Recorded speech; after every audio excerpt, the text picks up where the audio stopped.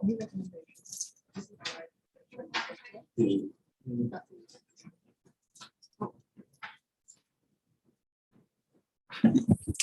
evening, everyone. Thank you and welcome to the council meeting of the 14th of September 2021.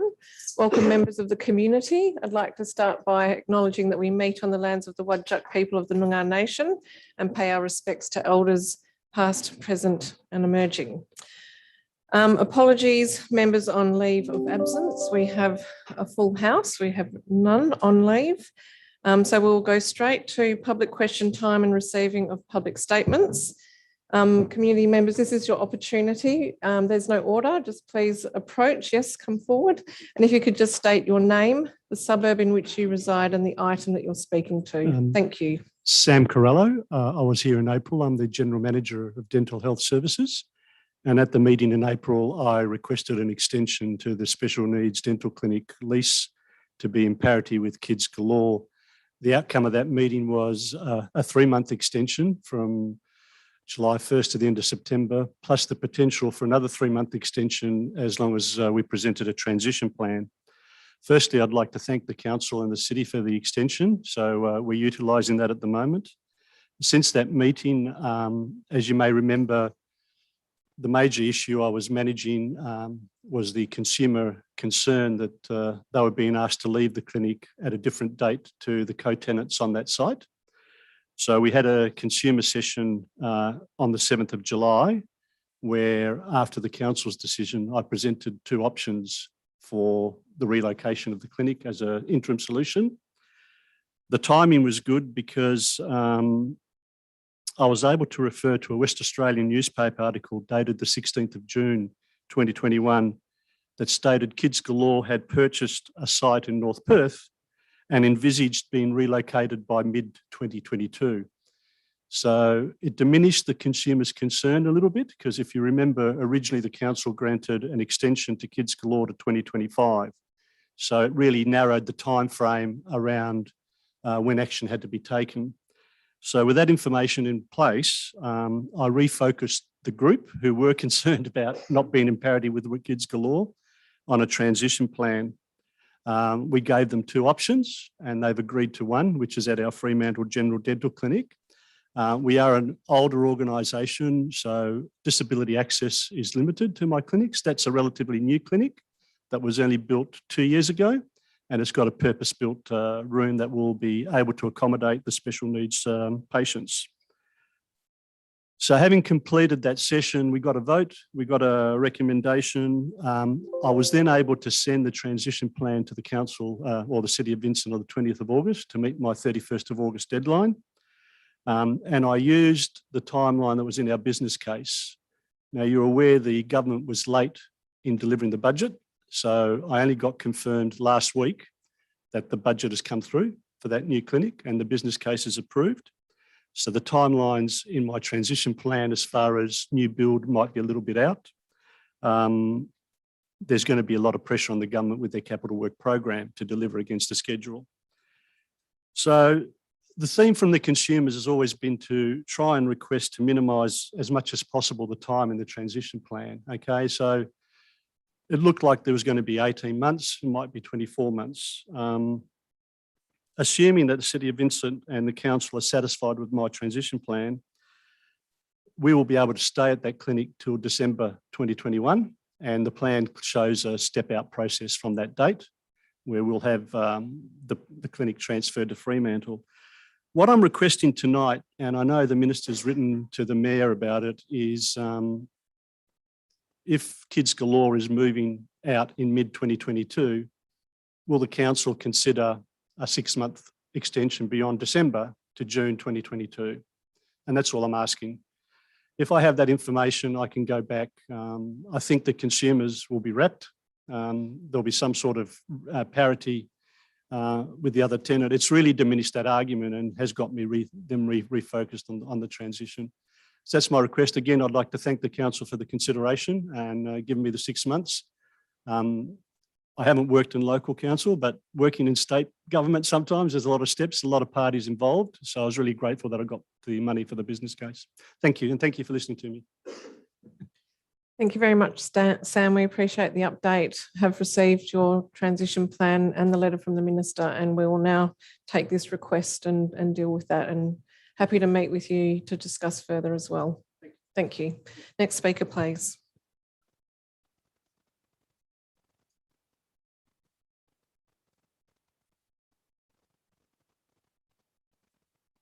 My name is Ray Lewis and I'm addressing item 10.7 on the agenda. I'm a ratepayer and signatory to the Forest Street petition. I spoke at the Open Council meeting on the 22nd of June, and I'm a signatory to the letter addressed to the Mayor in support of the petition of the 20th of August. Tonight, I'm only going to refer to staggered parking and its poor obvious impact on traffic flow and safety issues in Forest Street. I and other ratepayers that reside in Forest Street between Fitzgerald Street and Norfolk Street experience every day the fact that traffic congestion is caused by traffic that needs to be traversed between parked cars on the southern side of Forest Street, having to wait to obtain unrestricted passage to Fitzgerald Street until traffic clears travelling east from Fitzgerald Street to Norfolk Street. This leads to traffic jams, gridlocks and log jams caused by vehicles travelling west from Norfolk Street to Fitzgerald Street and east from Fitzgerald Street to Norfolk Street. What makes matters worse is that Forest Street is not as wide as other east-west streets, namely Wasley Street, Chelmsford Street and Grosvenor Streets. In my submissions to Council on the 22nd of June, I referred to the fact that I had spoken to many residents of those streets, none of whom experienced traffic jams that we experience in Forest Street. With no staggered parking, as it is at the present time, with traffic congestion, motorists mount the curb, drive over our verges, and use our driveways to evade the congestion. With staggered parking, the evasive action by motorists will increase by them mounting the curb, driving over verges, and using our driveways, thus worsening safety to residents, pedestrians and cyclists. Is the Council and councillors prepared to take responsibility for the inevitable injury to persons, or worse, due to worsening safety caused by staggered parking? The issue of staggered parking is only one element in the whole issue of reducing our already poor amenity as residents of Forest Street. We don't expect a higher level of amenity experienced by residents of surrounding streets, but why do we have to experience less? It is an insanity to consider staggered parking as an option to solve traffic congestion and the issue of safety to residents, pedestrians and cyclists. This has failed in the past. Finally, at our meeting with the Mayor and councillors held in Forest Street, it was agreed that staggered parking would not be considered as an option to reduce traffic congestion. Thank you. Ray, thank you very much for your comments. As it stands at the moment, the recommendation is to offer it to community members and to seek their support or non-support, and to be making the decision based on that. When we met at the community meeting, my understanding was that some residents wanted that question to be asked, that the support otherwise was unclear, and that it was that we would consult on it and see what the view of the street was. So it wasn't ruled out completely. There were issues raised about it, but that we would ask the question and be guided by the community. So the intention at this stage is to go out and consult on speed humps, on staggered parking, and on the parking change to 1P, and to get the community's feedback on those three things. So no decisions being made tonight to implement staggered parking. Okay. Yeah, no, I respect your view, and I thank you for sharing that with council. It's important that we know that. Next speaker, please.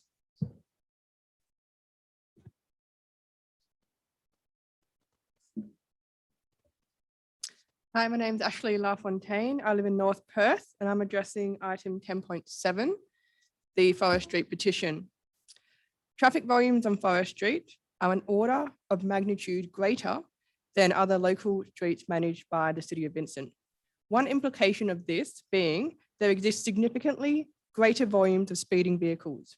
Main roads recorded an 85 percentile speed of 52 kilometres per hour, and the City of Vincent recorded 1,486 vehicles exceeding the speed limit within 1 week. That's over 77,000 vehicles a year, which puts residents of Forest Street at a significantly higher risk of being killed or seriously injured than by a vehicle than other residents of the city. Compare with View Street, a local distributor. It carries similar volumes of traffic and heavy vehicles to Forest Street, but it does so across 2 lanes, not 1. It has the traffic calming measures of speed humps, pedestrian islands, and line markings. And most importantly, it has an 85 percentile speed, a staggering 20 kilometres an hour lower than that of Forest Street. Yet Forest Street is a local street. Unlike View Street, it has a main road defined primary criteria purpose to allow residents to access property, prioritizes safety and amenity over vehicle movement, as well as being bicycle and pedestrian friendly. Meeting these criteria is essential and more important than the street being within its secondary, and I stress secondary criteria concerning traffic volumes. The support of 120 signatories who either live or pay rates for a property on the street demonstrates a strong support for immediate action to fix traffic conditions that are clearly deemed unacceptable by the community. I urge your councillors to support the petition to install 3 speed humps and apply reduced parking limits 7 days a week, plus line markings to Australian standards, which can be covered within a fraction of this year's annual funds allocated to improve traffic across the city. I want to finish with a question. Where will these allocated funds go, if not towards the installation of practical measures to reduce the ongoing risk to resident safety? Thank you. Thank you, Ashley. Next speaker, please.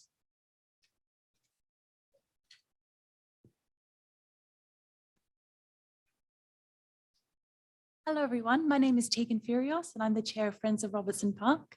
On behalf of our group, I would like to say thank you very much to the Council for endorsing the draft plan that's presented towards you for the plan for Robertson Park. We're very excited about the plan. We think it's an excellent compilation of the residents' ideas and suggestions. And in particular, I want to say thank you to Catherine Birch for her hard work and enthusiasm throughout the process as well. We look forward to your support going forward, and we always have our support to you as well. Thank you. Thank you very much, Tegan. Next speaker, please.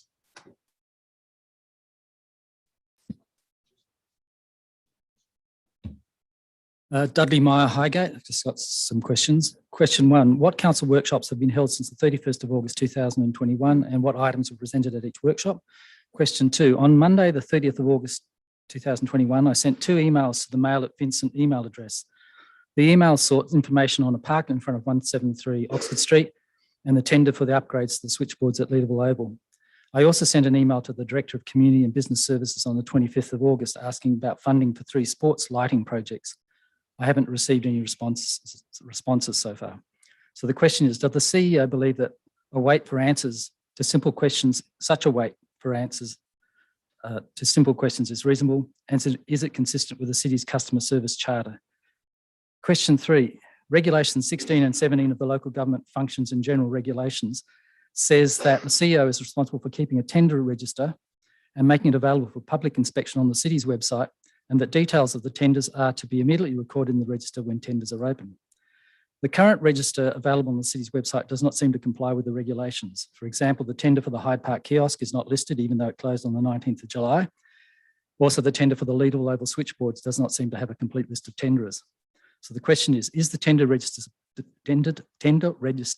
displayed on the website up to date in accordance with the regulations? If not, why not, and who takes responsibility? Are the details for the Lateral Oval switchboards tender complete and accurate? Question 4, what is the estimated value of the city's share of the Tamala Park land? Question 5, can you confirm that a council member did not complete the required training in accordance with section 5(1)26 part 1 of the Act and regulation 35.3? Can you indicate when the city obtained advice from Walgett and the department And was it in writing? Was such advice sought before I asked my question on the 17th of August or after? Question 6. Why does the city continue to avoid answering my question about obtaining documentary evidence that the staff actually contacted businesses before the bins were removed? Is it because you don't have the evidence that you actually did what was requested by council? Again, what documentary evidence is there that you complied with the council request to contact businesses before removing their bins? Question 7. I previously asked for details as to how each response to the mid-roundabout survey was categorised. Is that the 3 minutes? Okay. You can finish that question, Dudley. Certainly will do. The response does not provide details, just statistics we already know. Why don't you provide these details? And again, how was each of the 74 responses categorised, as in support, oppose or unsure? Thank you. Thank you. CEO, do you wish to answer any of those questions that have been raised? Thanks for you, Mayor Cole. I would definitely encourage Mr. Meyer to copy me into any emails to staff for routine requests and information that you might be seeking on particular matters. We did provide a response in the council agenda about that last question you raised about the categorisation of the community consultation around the mini roundabouts. Happy to meet with Mr. Meyer to discuss how each individual response may have been classified, but we did provide the responses, and the documents also show that while we had a larger number from the broader area, we also provided the responses in terms of support, oppose or unsure by the directly impacted residents, and there was a good showing of support as well as those who were opposed. We've had some very positive feedback from residents since the mini roundabouts have been installed, and I also received a response from a resident who said they were in the know or anti-camp beforehand when we conducted the consultation, but since they have been installed, they've been converted to a supporter of that. And just to note that this is a trial, and it was a trial proposed and funded by Main Roads, which the city decided to partner with Main Roads on, and we can and will conduct further consultation with residents to see what their experience has been once they've been in place for 12 months. It is a 12-month trial, so we will conduct further follow-up consultation with residents to see if they support it in practice. Thanks, Mayor Cole. Thank you. Any further speakers this evening? Yes, come forward, thanks.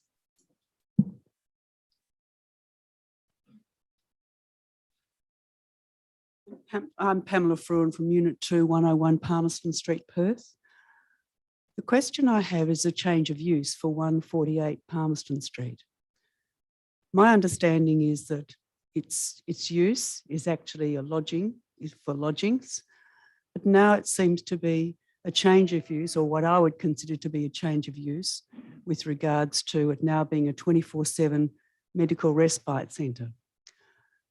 I'm concerned that when there was a change of use for a building further down in Palmerston Street that Mission Australia and Youth Beat wanted to activate, that the community was brought on board by communicating the change of use and asking the community what they actually thought of the idea. When that was explained to people, people were on board. There was no doubt about the opportunity that would present and how useful that would be located there. However, in this case, my concern is the first that people in the community knew about this was a media release by the Minister for Community Services and a comment from the Minister for Housing, John Carey, basically saying that the community had no objection to it. Well, my concern is the community are not really worried about the change in use. What we would like to do is being treated as if we have a stake in the community, as if we have some intelligence, as if we can actually be asked what our opinions are about things and brought on board. In terms of good community consultation, bringing a community on board, you will usually get people on side and people won't object to it. However, there are a number of people in the street who are really quite angry about this change of use, and we don't seem to have any satisfaction. So my question is, in my eyes, this is a significant change of use, being a 24-hour medical respite centre. And that to me is not the same as a lodging house or the lodging status of use that that property actually has. So I'd like to know what's going on. Thank you, Pamela. This item hasn't come to council, so I'm not able to fill you in because it hasn't been determined by council. So I'm going to have to go to the Director of Strategy and Development to enlighten us. Yes, through Mayor Cole. We're aware of this site. It has an existing approval for a lodging house, historic approval for a lodging house. The state government has recently come in and changed the operation of the premises, but our investigations of the current use are that they align with the statutory planning approval for the site. So our view is that there is no requirement for a planning approval for the site. That doesn't negate the need for consultation with the community prior to the proposal commencing, and now that it's commenced, consultation around how it's operating and any concerns that there are. And that's something that we're very happy to support the state government with. Director, could this feedback be provided back to the state government? Perhaps we need to understand the extent of, their outreach in the community and whether they are open to providing more information or, having a sort of meeting with local residents to talk about the operation of this facility? Yes, definitely. We can contact the department again. We've spoken to them in detail about how it's proposed to operate and operating. But we can have a further discussion about engaging with the community in relation to those operations and have a meeting and invite the community along to discuss. So is this a Department of Community site, or have they taken a lease over this site? It's the Department of Community site. Okay, all right. Pamela, City of Vincent doesn't have a major role when it comes to Department of Community sites, but we've heard your feedback this evening. And so what the director's saying is that we will go back to the Department of Communities and talk to them about engaging with the residents and talking about how they intend to operate the facility. So we can take that advice back and seek that there's a bit more engagement with the community about what the operation involves. Often with these types of facilities, there are operational guidelines in place, and just knowing that and having some discussion with the Department of Communities may allay some of the concerns that residents have. So we will see if we can seek their support to do that and come back to you.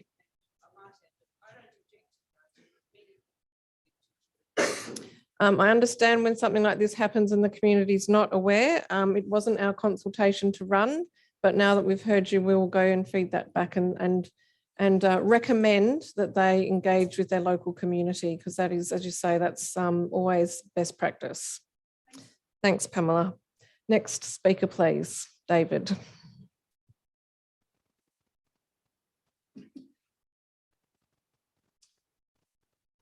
David McDermott, Stewart Street, Perth. I'm a dog owner and a user of Robertson Park for exercising the dog. We support the plan for the dog area, but I notice in the funding of it, it's all unfunded at the moment.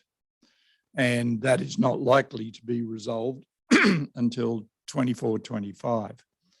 I would like to propose a suggestion to council that perhaps a temporary fence, star picket and some wire netting be put up to close off the park. Probably only costs $4,000 or $5,000. So I just ask council, perhaps not right now, but in the near future, to consider putting a temporary fence there. Thank you. Certainly happy to raise that, David. Thank you for the feedback. Next speaker, please. Any further speakers before I close public question time? Okay, thank you very much, everyone. Really appreciate your feedback this evening and your comments. You're very welcome to stay. We do enjoy having people in the public gallery, but really appreciate you coming along tonight. So moving to, excuse me while I open my document.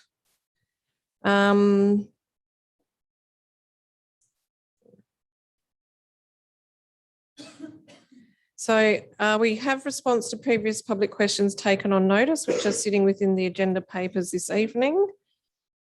And that then we are moving on to item 4, applications for leave of absence. Are there any applications for leave? There are none. Oh, sorry, hang on a minute. Councillor Castle? No? Okay. Sorry, I think that's incorrect information. Let me just, because I'm sorry, I don't have my usual papers here this evening. Can I just grab those because this is not working very well? Bear with me for 5 seconds.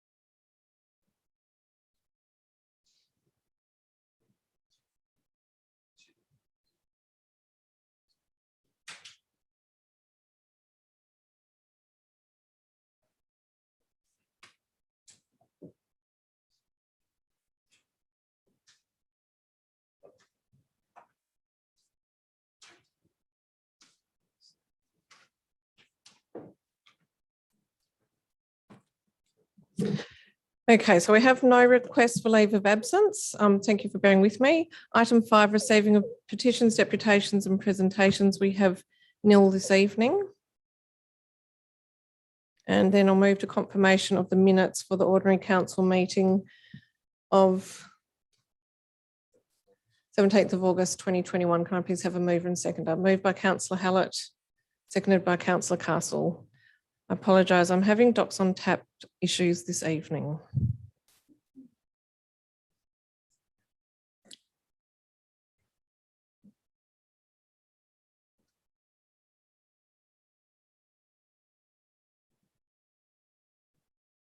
It's always good when the technology is not working very well. No, I think we've got.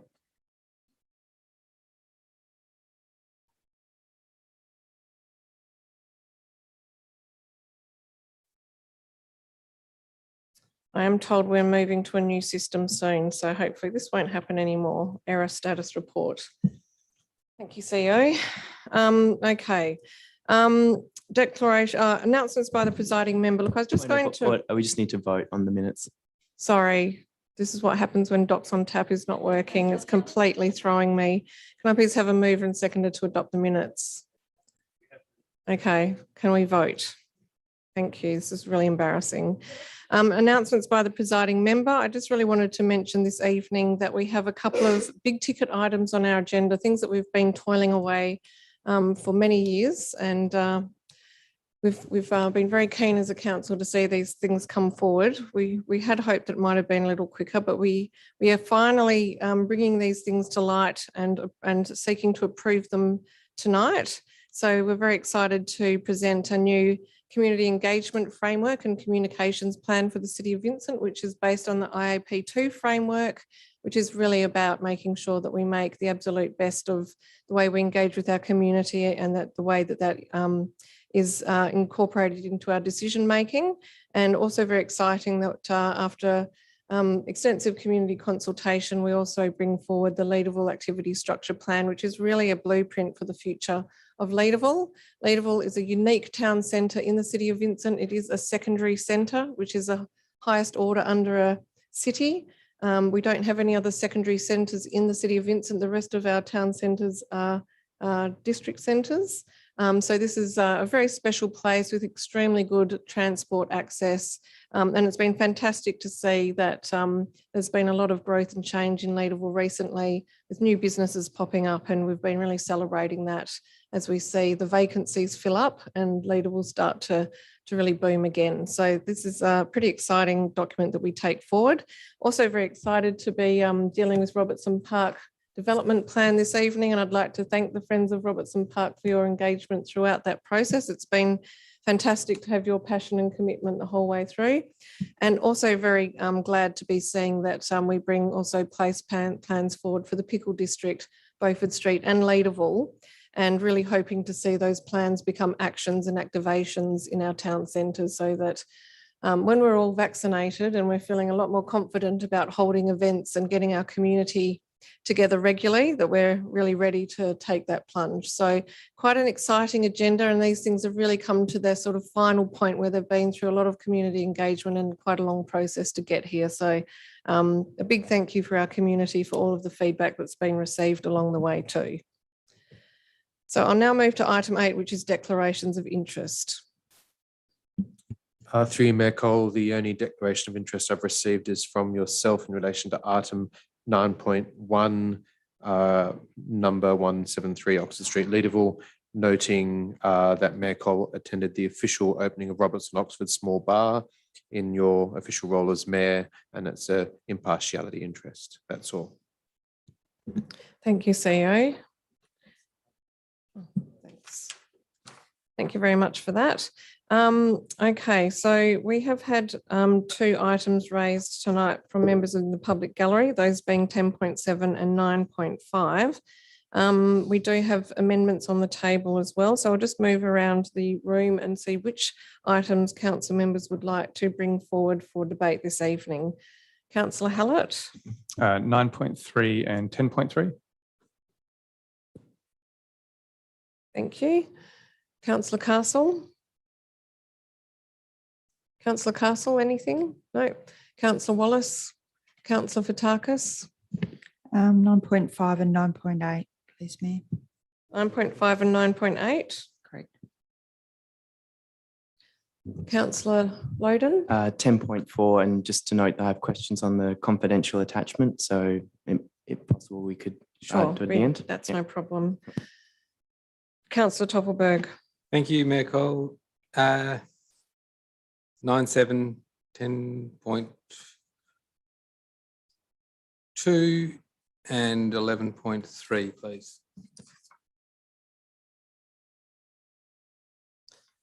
Councillor Smith. Councillor Gonchevsky. Thank you.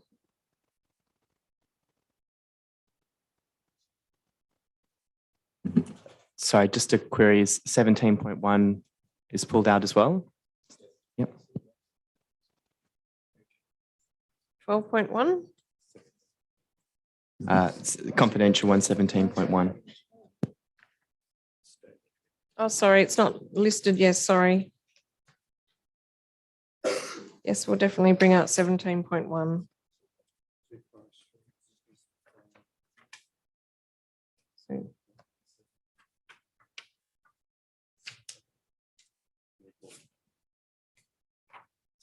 So what have you?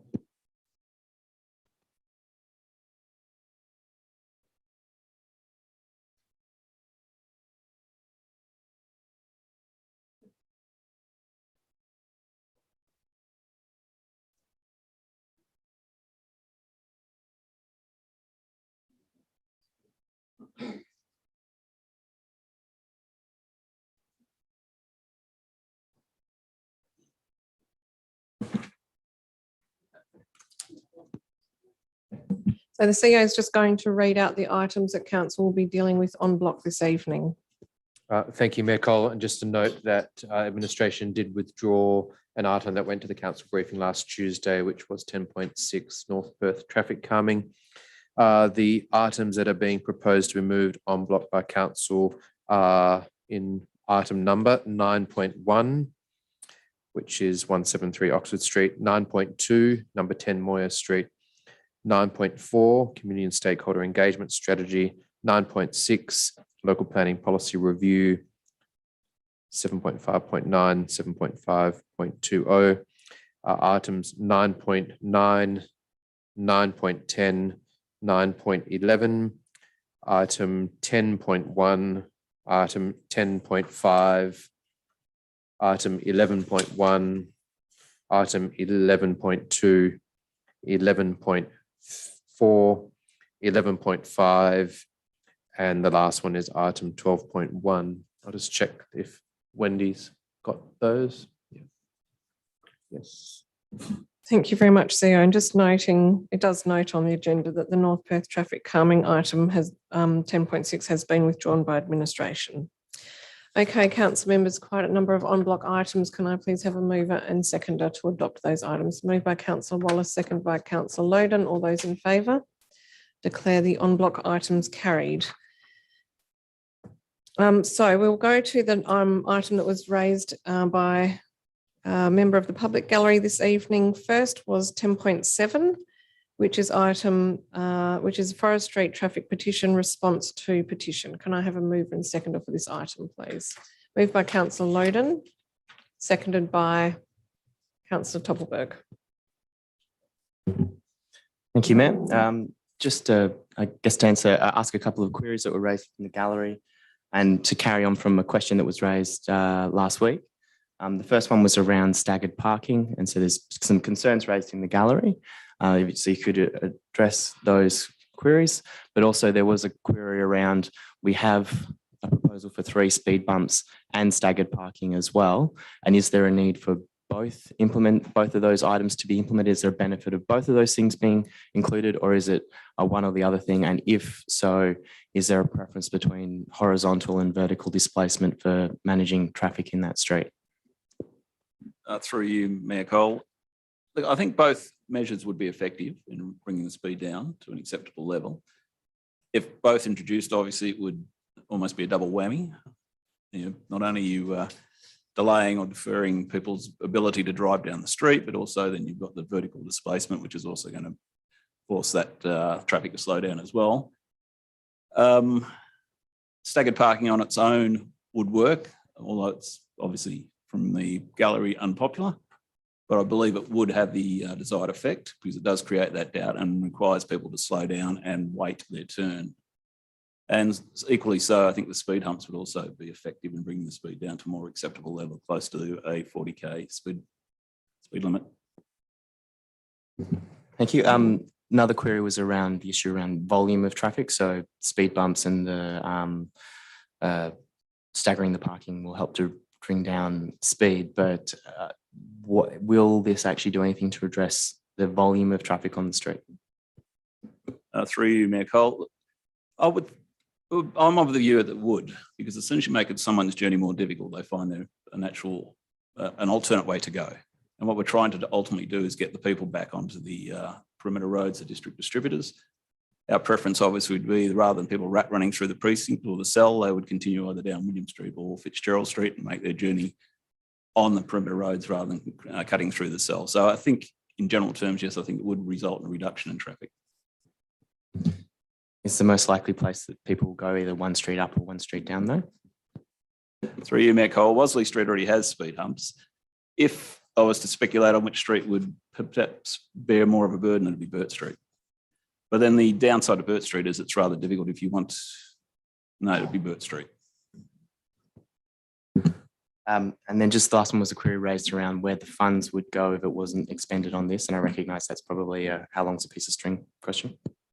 Through you, Mayor Cole, the miscellaneous traffic management budget is unallocated.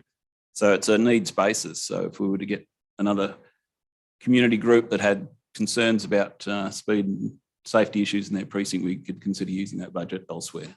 At the end of the year, if it's not used, it goes back into the general revenue. Thank you. So just from my perspective, there's 2 amendments and I'm one of which I'm putting forward, which I can't move because I'm the mover of the amendments. I'll talk to that later. From my perspective, I'm comfortable with this being going forward for council. I'm supportive of the officer's recommendation. I do support the amendment on the blue as well.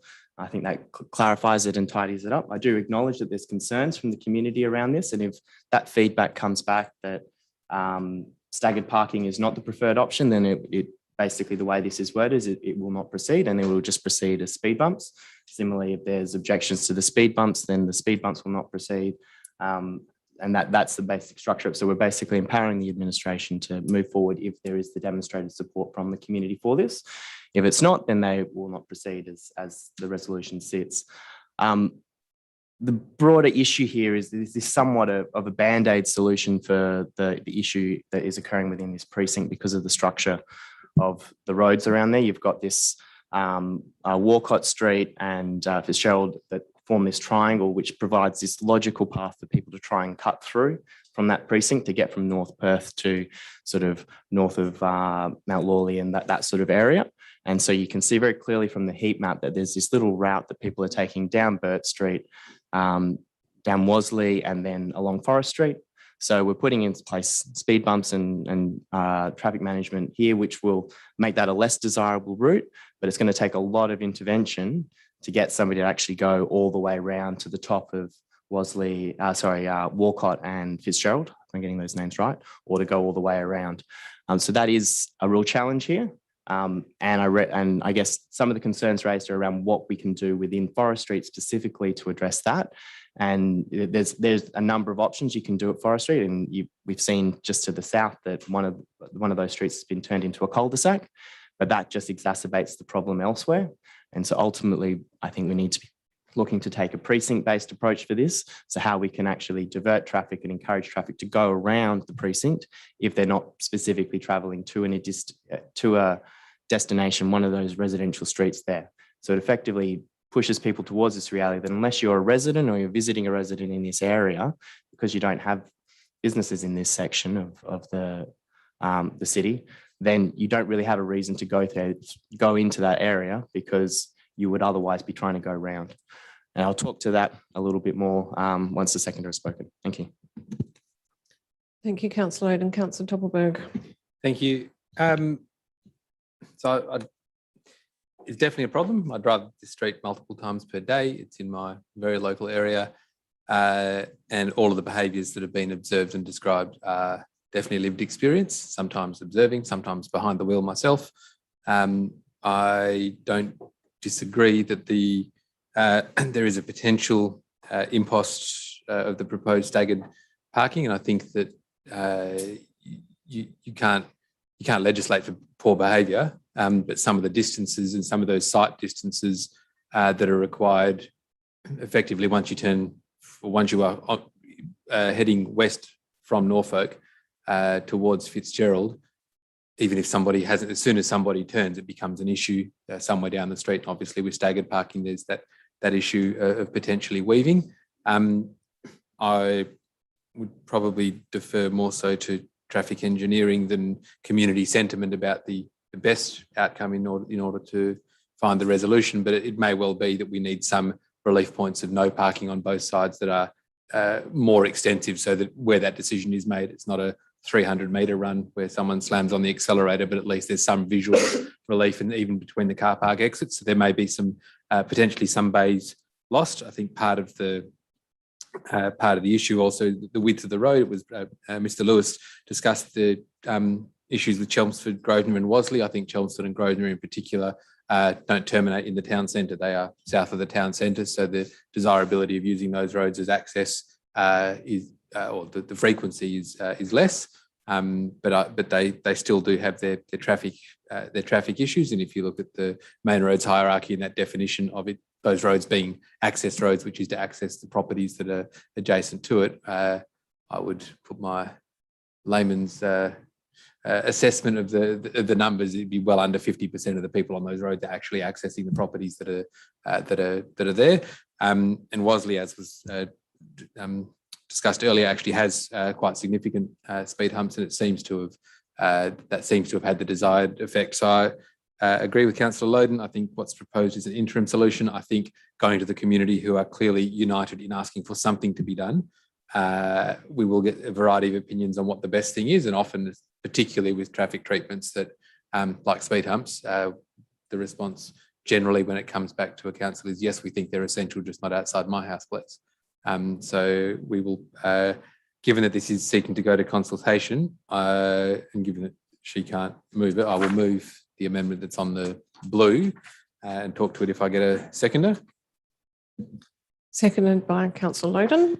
Thank you. So essentially, it takes out the word or and puts in and. I'm fairly comfortable that given the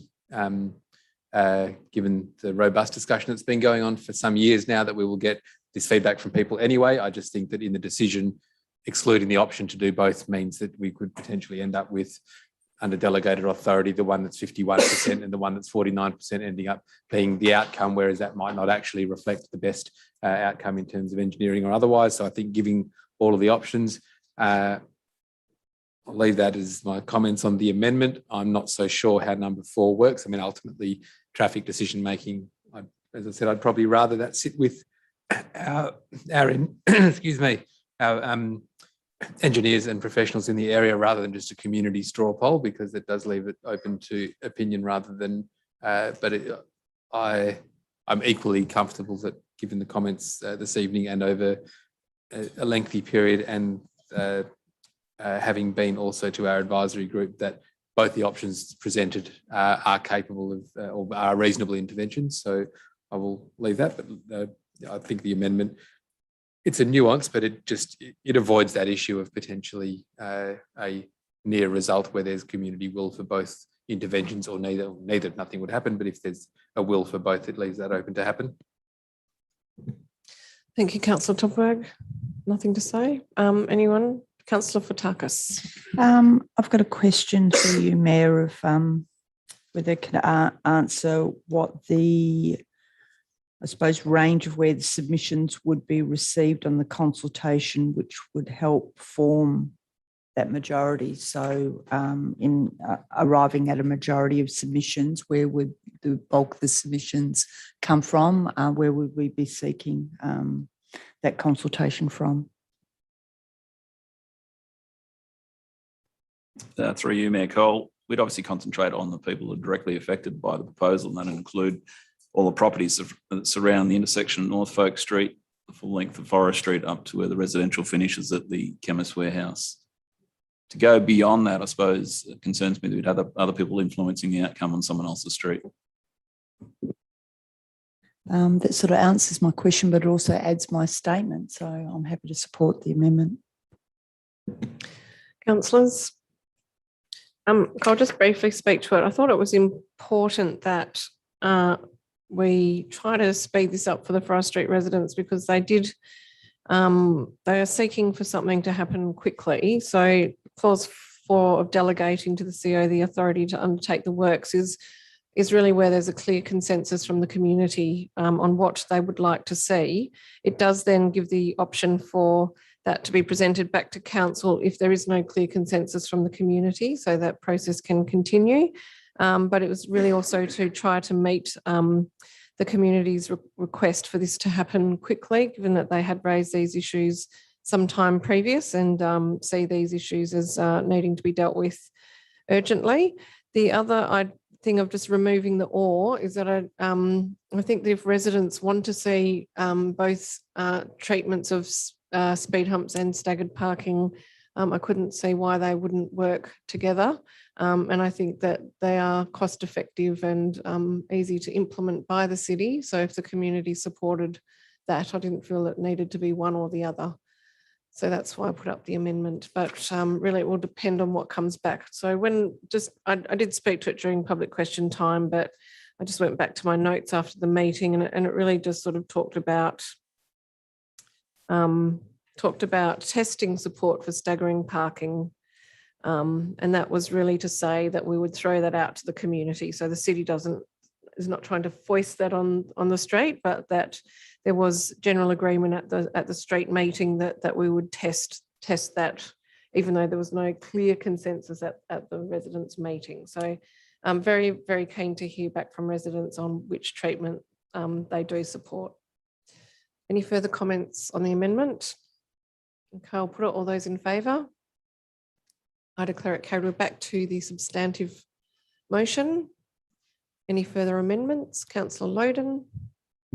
Thank you, Mayor Cole. I have an amendment on the purple, which would add a new 5, requests that as part of the engagement and consultation on the creation of the safe active street on Norfolk Street, consideration be given to addressing traffic volume through Forest Street and the precinct bounded by Fitzgerald, Walcott, Vincent and William Street, prioritising vehicle routes around the precinct.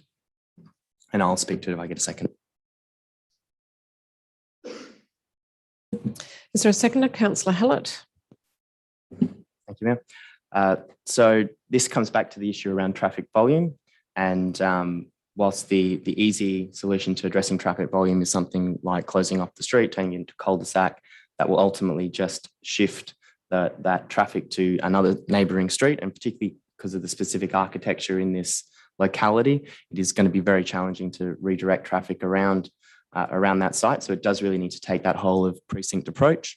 And given that later this year, we're going to be starting consultation on the safe active street going down Norfolk Street, that seems like the ideal opportunity to look at what the interventions are that are required to remove traffic, because part of that is around having a path for bikes to travel down, but the other side of that is actually discouraging cars from travelling down that route as well, because we want to encourage bikes there too. And I think we would regret not taking some level of active intervention in that space whilst we're there on site. What I'm talking about here is doing something around that whole precinct. I'm leaving it open to administration to figure out what the best way is forward there. I do really like the opportunity of creating public open space as well in here. There is a small deficit of public open space in this area. City, I think about 33% of the land within the city is roads. So we could probably deal with having 32% and having a little bit of road converted into public open space that is positioned such way that it actually helps to divert traffic around the precinct as well. That's obviously just one option, but it's a real powerful opportunity for us to not only address issues of traffic cutting through our precincts, but also create the public open space that we want to see in our community as well, and create those hubs and locations for people to engage as well. The part of this as well is also around the traffic volume on our local streets, which talks to the comment that Councillor Toppelberg made. We have this criteria of 3,000 vehicle movements a day. That is an insane number of cars on a local street. And if we want to genuinely have people out and engaging with their neighbours in their community, then we need to see much, much lower volumes of traffic. The report provides some information of a heat map that shows that sort of prioritised route that people seem to be cutting through the precinct, over 1,500 vehicle movements a day. And we do really need to reduce that. There is some work in the accessible city strategy in next calendar year to actually look at that and potentially define a lower number. That number is yet to be defined, obviously, but I suspect we will see that coming down. That will be part of the community consultation as well, to see what we want to see, what is an acceptable amount of traffic movements on our street. So this is kind of putting the cart before the horse a little bit in that regard. But given that we have the safe active street going in, it seems opportune to somewhat bring that forward, thinking forward specifically for this context, and is potentially an alternative model that we could be using across the city as well in how we manage traffic. This traffic flows are only going to get more busy as time goes on. Our main streets are only going to get more busy as time goes on, and there's going to be increased pressure on our local streets. So the need to take stronger levels of intervention, I think, is probably something we need to get ahead of, or we're going to see more and more of these types of petitions coming up with residents frustrated about the number of cars driving down their local streets. Thank you. Councillor Hallett. Thank you, Mayor. I agree with most of that. I guess just to add that I think in terms of taking a broader precinct approach, the Safe Active Street process is a useful opportunity for us. And I think by embedding this in that process, it gives us the opportunity to expand beyond our previous safe active streets and the other ones elsewhere in WA that I guess a more traditional approach to intervention just on the street, and focus a little bit more on the interface with the surrounding streets and what the impact is on the entire precinct. So yeah, happy to support this amendment. Councillors, any further comments on the amendment? Councillor Fotakis. I just want to add to that. We've had a lot of discussion in chamber and at council meetings about the 40k an hour. We've got the trial. We do have a vision to having that citywide. And so when we talk about the speeds, we get those results back in an 85th percentile at 52 kilometres an hour. It wasn't that long ago that we were looking at 60 k's an hour on our suburban streets, and it wasn't unusual to see results of 65 and 70 k's an hour on some of our suburban streets. So I think that will have a big impact, but there's nothing better, in my opinion, than taking that precinct-wide approach when you are trying to really funnel traffic rather than doing a street by street. But in saying that, this particular street has an immediate need and quite an intensive need to really do something about the traffic volume. So I'm fully supportive of the amendment. Thank you. Any further councillors wish to speak on the amendment? Okay, I'll put it. All those in favour? Declare that carried. We're back to the substantive. Any further comments on the substantive motion? Okay, I'll put the motion. All those in favour? It's carried. Thank you.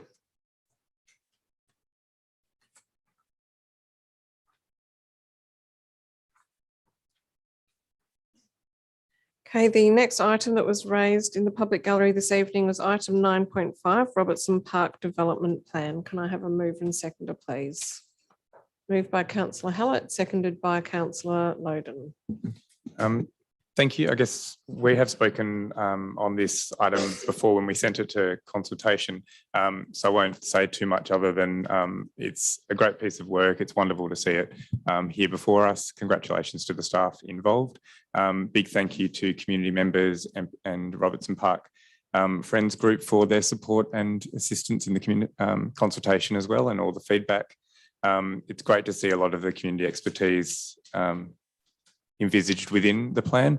There's still more work to do with the detailed design phase, but there's a few things we can look forward to. And I guess just the question from the public gallery just in relation to potentially temporary fencing and whether you'd like to comment on that. But otherwise happy to support the report as is. Through you, Mayor Cole. Yes, although that would be a small cost, we could look at how that could be incorporated with the budget that we have set aside for detailed design and how that could be implemented. I don't see that being an issue, but we just have to look at the cost of an interim measure. Councillors, Councillor Fotakis.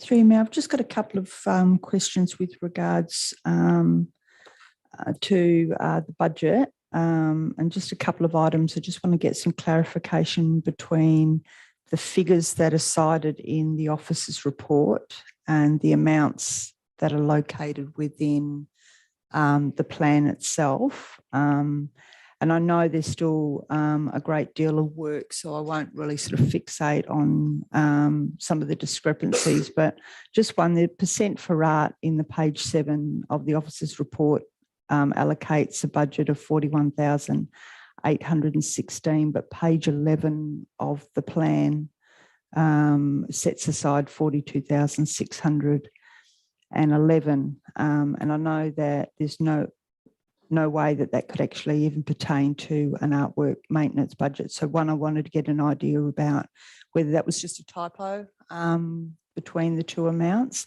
And also, do we also need to consider, I noticed in the Pickle District Place Plan, there was reference to an artwork maintenance budget. So we in all these documents moving forward need to also reference budget set aside for maintenance of our artwork. Through you, Mayor Cole, the reason that there's a difference in the figures is that we did some more investigation on the amount that is attributed to the area in our reserves for cash in lieu for public art. The figure in the council report itself is the up-to-date figure. And yeah, it is a figure that represents what we have in reserve at the moment for that area.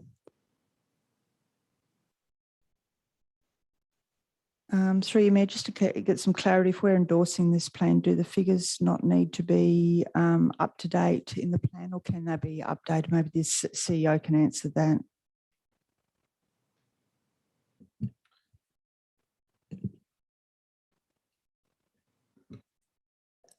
Through you, Mayor Cole, we believe that due to the fact that it is outlined in the report, that will be sufficient.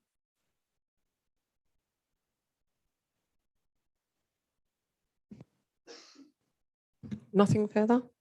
Okay. Councillors, any further comments on Robertson Park? Look, I did make some comments earlier, but it is exciting to see this development plan move through very intensive community consultation and good engagement from the local community. And I think that was a really good example of place-based consultation where, you know, we had people in the dog park, we had people at the tennis centre, we had it happening online, we had strong engagement with the Friends of Robertson Park from the very beginning.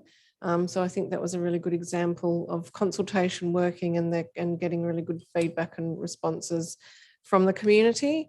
And I think it's really nice. One of the things I particularly love about the revised Robertson Park plan is the removal of the additional court to provide that visual access to the club rooms, if you like, and have the hit up wall and the old hut there. I think that's a really nice addition to the plan, as well as having that connectivity through the tennis courts.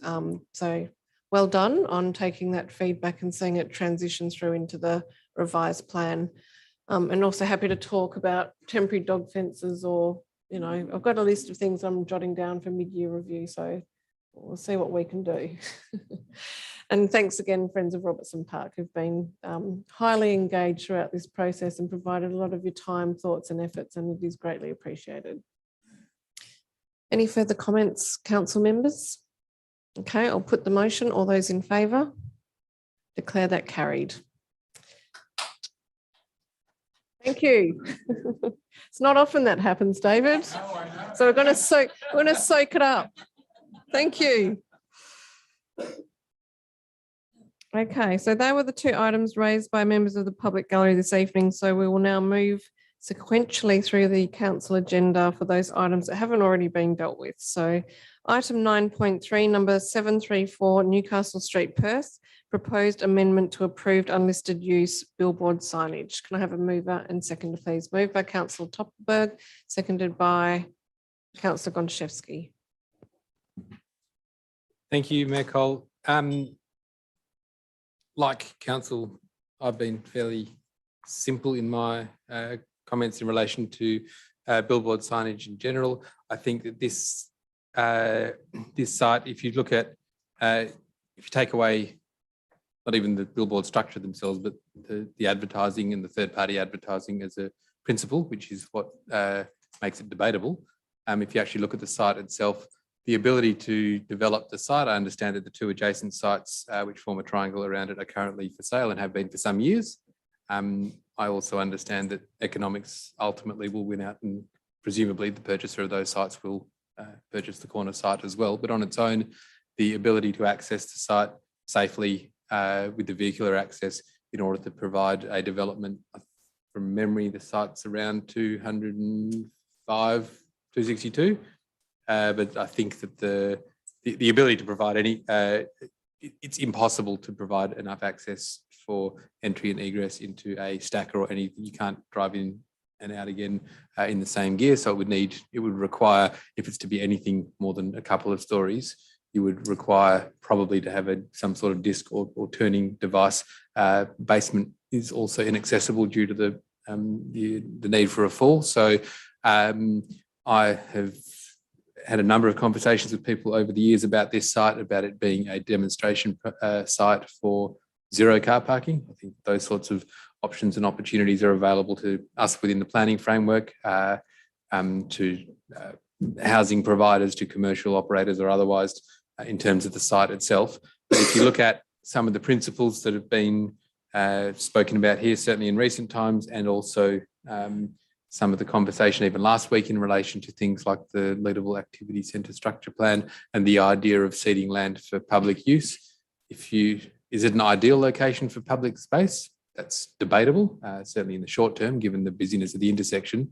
But in terms of the physical footprint that the development that's on the site actually takes, it is a minute volume of the actual site itself. If you compare it to some other developments that I think that the owner of the site or the applicant has done what they can within the context of what they're providing, which is ultimately third-party advertising on billboard signage. The provision of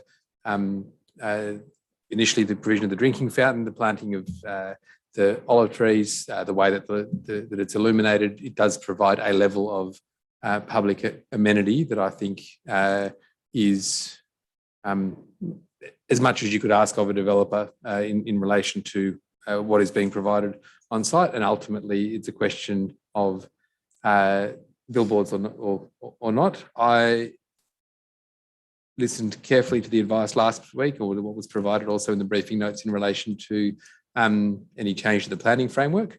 I think that the desire of, I don't see the desire of council to potentially force market trends to, or the market to move on the site is a valid reason to refuse or to change what's there. I understand that there was an extensive extension given to the billboard signage on the corner of Loftus and Newcastle Street. I'm comfortable with the officer recommendation at 3 years, but I think that for me, the basis of giving a time limited approval is the encouragement for both the landowner or the applicant, but also for the city to ensure that the planning framework does clearly articulate a view on the developability of the land. And I'm comfortable with the officer recommendation at 3 years. I don't think that I think that our signage policy has changed, but I don't think our planning framework has changed to a point where we should either refuse or limit it to something that is effectively non-commercial. So I will support the officer recommendation. Thank you, Councillor Doppelberg. Councillor Gontaszewski. Thank you, Mayor Cole. I believe that the applicant would have preferred to have a 5-year approval so that they could continue their use on the site, and have spoken with administration about needing to have an appropriate length of time in order to make their site commercially viable. Nevertheless, administration have recommended a 3-year approval. I believe in recognition that the conditions around the site have sufficiently changed. I also agree that the conditions around the site have sufficiently changed to warrant a review of the period of time that is appropriate for this billboard. And as such, I don't support the officer recommendation, and I would be moving an amendment to reduce the length of time to 1 year from the date of this approval, which I would like to move now if I can get a seconder. Is there a seconder for the amendment? Councillor Hallett. Thank you. I think this is, the developer has done a lovely job with this site. I think it is actually quite a pleasant site considering what it is, set up to do. However, I do believe that the demolition of the buildings surrounding this site creates a circumstance under which I'm unwilling to allow for an ongoing use of the site as a billboard. I feel that that is a very significant change. I also think that we are currently reviewing our signage policy, and I think given the preliminary data around the community's ongoing opposition to third-party advertising, it is appropriate to allow that policy review process to continue before we actually even determine if there is going to be any exceptions that would allow for ongoing approval of billboard signage in the community. I also have some concerns that a 3-year approval, which is ostensibly has been put forward by administration to allow for development of a combined site to commence, would encourage applications from other people who have vacant sites that could be developed but just aren't quite ready to lay the first brick or turn the first sod. A year is sufficient for the city to go through its policy review process and determine whether or not it is going to continue to approve, but also it is sufficient time, I believe, for an appropriate consideration of the future of this lot to be undertaken from a commercial standpoint. And so that's why I believe that a year at this point in time is appropriate, noting that further approvals could be obtained prior to the expiration of this period, should there be grounds to do so. Councillor Hallett. Thank you. I guess, yeah, similarly, it's my understanding that in terms of the exempted billboards that we have in the city, that there's only this one and the one across the road from here that were approved on a temporary basis, while the others existed prior to our town planning scheme, one commencing. From my perspective, we have a pretty clear position on billboards. This one has been approved on a temporary basis previously, given that there has been a change to the context of the site with the demolition of the buildings on the adjacent property. I think it's reasonable for the intent of our policy to be realised in this circumstance, and that we provide a transitional one-year approval to prevent any ambiguity in council's position or intent to all involved. Councillors. Councillor Castle. Thank you, Mayor Cole. Yes, I'm supportive of this amendment as well. I think that it is important at this juncture, given the conversations that we've been having and the data that we already know, is that we do signal to the applicant that this is not going to be an ongoing situation pending the results of that review of the policy. But it certainly is, I think, makes our position more clear. Councillors.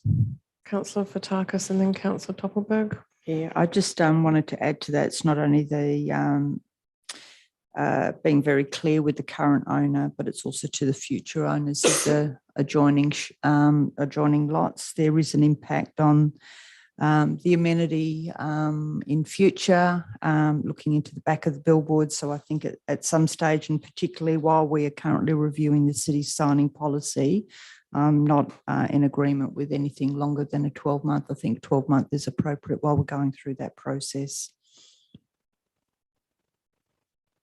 Thank you, Mayor Cole. Just a couple of questions. Firstly, it's been brought up a couple of times that the demolition of the adjacent lots has made a difference to the site. In terms of the reasoning that was provided when the initial support for this site being able to have billboards and the subsequent extension of that approval, have any of those conditions changed?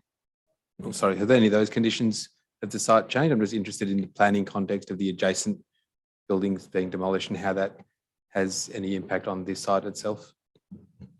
Yes, through Mayor Cole, the original decision to approve billboards on the site for a time limited period related to the access issues for the site and the fact that it wasn't developable, as has been mentioned earlier, and to create an opportunity, because the time limit was around the ability for that site to be redeveloped if it was amalgamated in the future into other sites.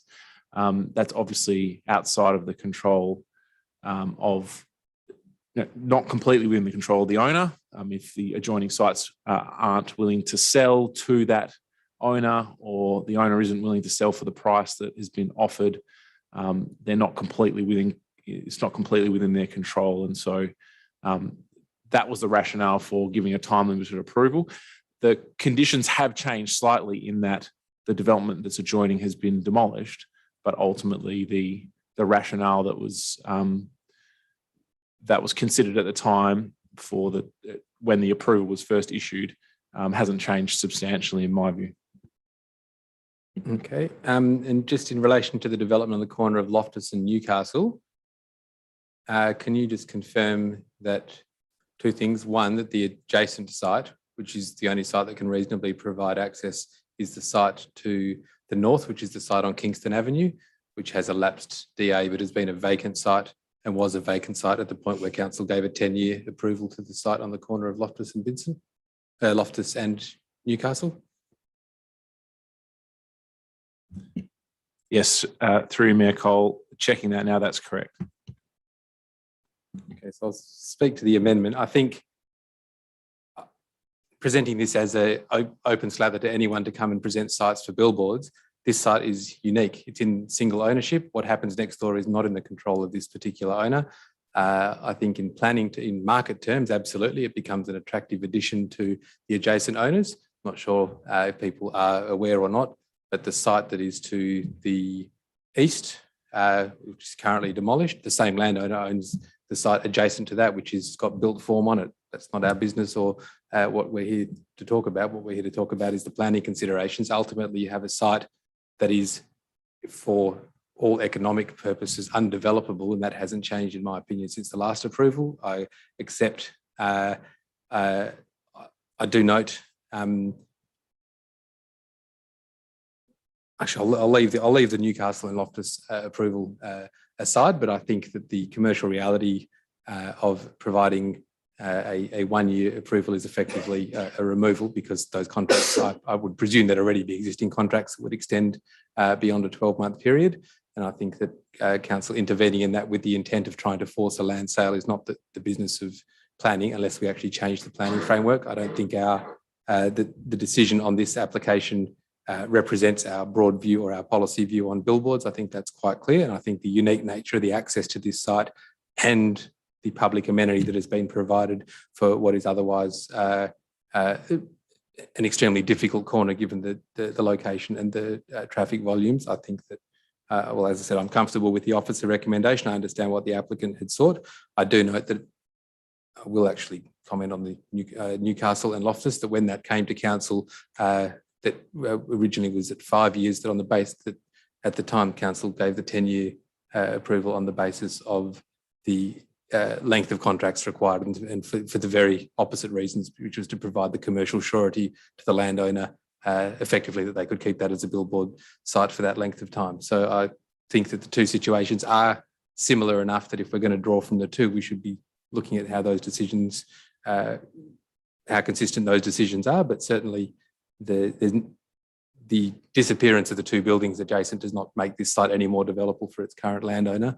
And I don't think we should be getting actively involved through approval of signage or otherwise, or extension of an existing approval in the commercial side of that. If we wanted to change it so that, for example, this site was exempt from all car parking requirements, that to me is a significant change in the planning framework that we could consider over the next 3 year period. Councillors. Councillor Wallace. Thanks, Michael. Can I just ask of administration, has the kind of developability of the site at all changed since the current owner acquired it? Through you, Mayor Cole, the developability of that individual site has not changed. Councillors, I'm going to speak against the amendment, and I would like to say that it's been very reassuring to put out our signage policy to the community and to see that they have reaffirmed the position that we do want to be a city free from third-party billboards. That message has come back and reflected council's own view. And we haven't had that come formally to council yet, but we have had a briefing on that, and that was very reassuring to see that. So that strong sentiment has come through. It is a sentiment that I absolutely share, but my issue with the amendment is that one of my questions at the briefing last week was to look at, if we were to transition out of the existing billboards that we have under time restricted approvals, what do we have in place in Vincent? I must admit I was very disappointed when I reflected upon the 2018 decision. I don't think that was in retrospect, I can't remember if I voted for it or not. I'm sure, Josh, you've already looked. I'm just not messing with docs on tap tonight. If I come out of this agenda and seek to go into another one, I'll never get it back. But I think that has set a difficult precedent for the council, and is something that I think would be considered if this were to be reviewed. So I think that 1 year is too short a period to really give time to say to the landowner that you really are out of business on your billboard signage advertising. I don't think there'd be any proposal for development within that time frame, and that would literally have the billboards potentially removed. In the meantime, I know they can come back for seek another approval, but at that time, once they've lost contracts, you could potentially foresee the billboards being removed, the grass turning to weeds, etc. So I just don't think it's long enough, and I think that the tenure for the 596 Newcastle Street is a consideration that we need to be mindful of, and I can't foresee in 12 months there'll be any change on this site. I think that once we have our policy adopted by council, we'll be in a stronger position to revisit this.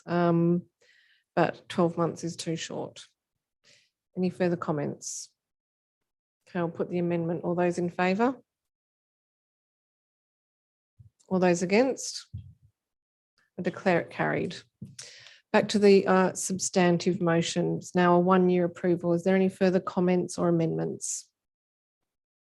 Okay, I'll put the motion. All those in favour? All those against? Oh, sorry, can we do that again? All those in favour? All those against? I declare it carried with Councillor Toppelberg and Mayor Cole voting against.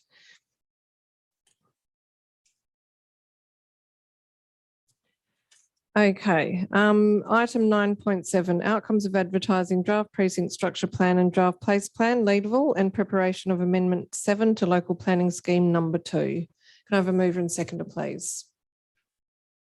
Moved by Councillor Toppelberg, seconded by Councillor Gonchevsky.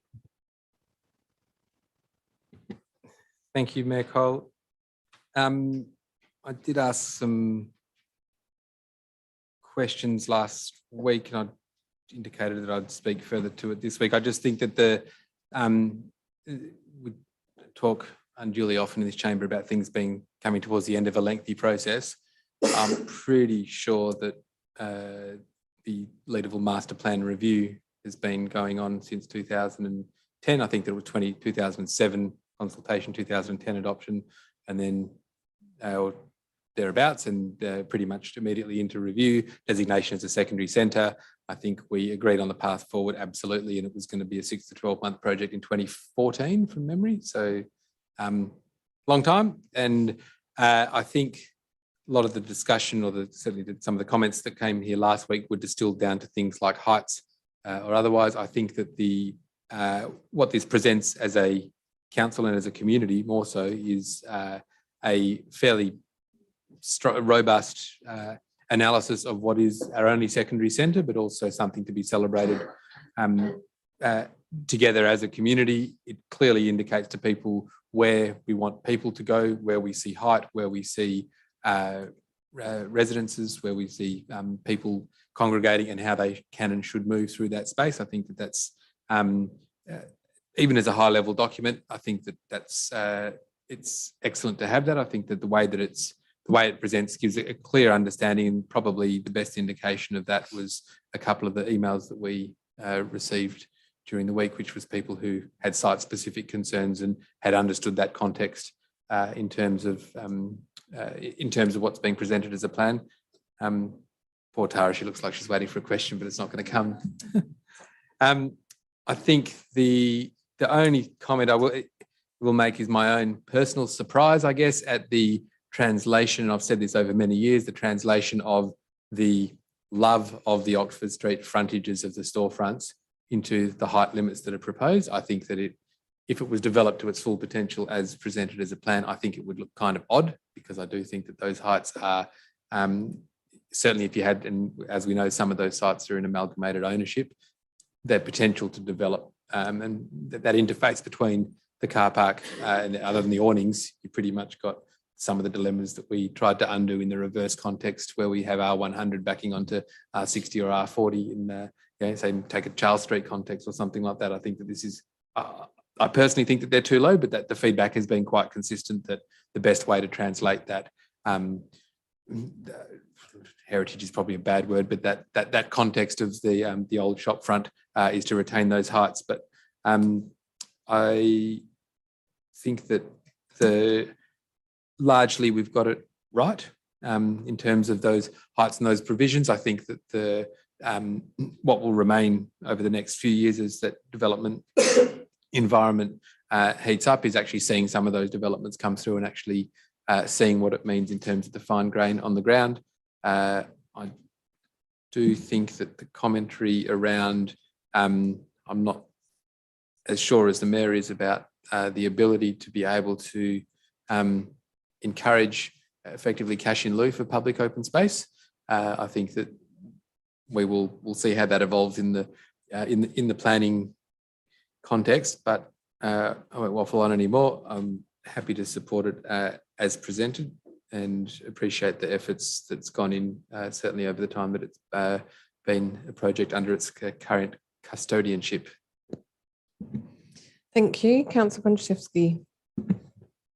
I just want to speak to this to move a small amendment on the buff. Which is to modify the public open space at Oxford Street Reserve to reflect attachment 7. Is there a seconder for the amendment? Seconded by Councillor Toppelberg. I move this amendment because we have not yet been able to get to a point where I'm satisfied that the land surrounding the playing surface at Lateral Oval will be accessible enough to the public to provide a meaningful place to passively recreate, I think is probably the words that I'm looking for. Lateral Oval is a fantastic space, and I sincerely look forward to the city undertaking a process by which we can, decide on its future as a space, and would be absolutely fantastic to have some assistance through that process, given that it is home to a number of state level sporting teams and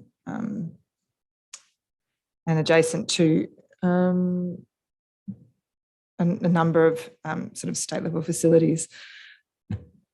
However, I just feel that a rather minor amendment would be beneficial to this plan to increase the public open space adjacent to Oxford Street Reserve, to increase the area available for passive recreation for the community, for the visitors and for the workers of Leederville. This land is within the city's control, so I don't believe it would be significantly controversial, and it is certainly in line with our public open space strategy that recognises Leederville Oval as a leased sports area. And whilst it did not undertake a public open space accessibility audit of the area in the town centre, I believe would certainly show that additional public open space would be warranted and welcome in this instance. Thank you. Seconder was Councillor Toppelberg. Any councillors wish to speak to this?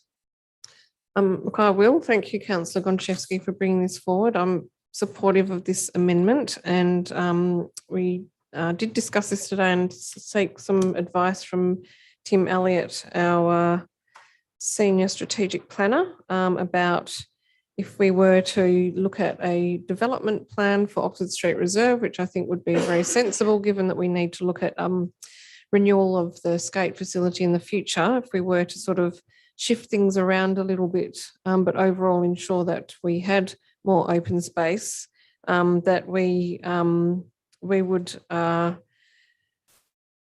be able to do that through an amendment to the structure plan. And his advice was that there is an action in the draft place plan for Oxford Reserve design concept, including the skate park upgrade, which is great. And I'll be interested to talk about the policy in place team about when there's capacity to take that on. So I know you have so much spare time on your hands. That the land uses in the draft Lateral structure plan, when approved by the WAPC, would be given due regard in a development application, and that the structure plan does not change the zoning in the scheme. So I think this is really important that we do this now, particularly given that we're looking at, as mentioned in the report, the potential to go out for an EOI to now engage on the future potential of our car parks in the city of Vincent, in Leederville. And I think it's clear that we mark out that we want more public open space, and then perhaps Councillor Toppelberg, there can be some contributions towards public open space, because if it's sitting on the doorstep of your development and your residents are gaining the benefit and being thankful for that, then perhaps the developer would see their way through to support that through a community, what is the wording, community benefit contribution. So I think that puts much more, brings much more reality to what it is that we're trying to do in terms of getting contributions towards public open space, which has been a very big challenge in a built up local government where we're not greenfield. So thank you, Councillor Gonciewski, fully support your amendment. Any further comments? Councillor Wallace. Thanks, Michael. Look, I'm really supportive of most initiatives to increase the amount of public open space within Vincent, but I have to agree with the administration that I think it makes more sense to defer this decision until we can kind of make the decision as part of like an EOI process for that land, so that we can kind of consider how it can be used as a whole parcel, what an appropriate amount and configuration public open space would be around that. So I'm not supportive of the amendment for that reason. Thanks, Councillor Wallace. Any further comments? Okay, I'll put the amendment. All those in favour? All those against? Councillor Wallace voting against. We're back to the substantive. Are there any further comments? Councillor Gonchevsky. Can I just ask a question in relation to the benefit statement around the cash in lieu, and whether in order, just to confirm that in order to realise that, we would then develop a policy that would set out these specific parameters around that when it comes to talking about public open space?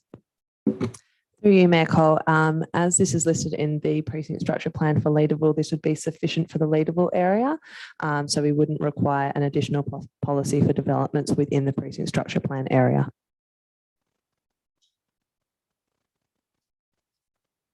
So that simple clause would provide enough detail to allow administration to administer it, and how much it would, what the value would be and so on. Could you just explain that to me a little bit more then?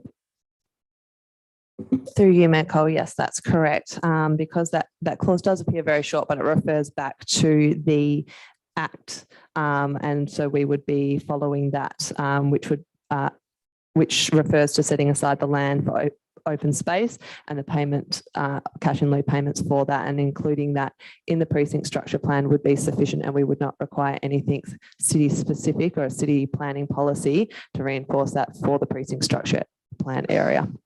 Okay, and so it would be 5% of the site area of the value of, as determined through an appropriate policy. Okay, I'm getting nods. Thank you. Councillors. I'd like to say thank you to administration for listening to our feedback last week and for incorporating changes to the community benefit criteria. I'll just change the name a little bit. So I was really happy with how that landed. I think it's a lot more clear. I'm really happy to see public open space clearly outlined in that, and to have a stab at getting some developer contributions towards that.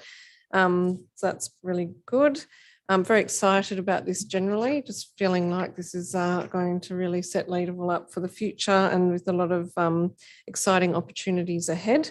And I just want to say a huge thank you to Lateral Connect for all of the work that they did in engaging with their local community and really bringing their, not just their technical expertise, but their absolute passion for Lateral.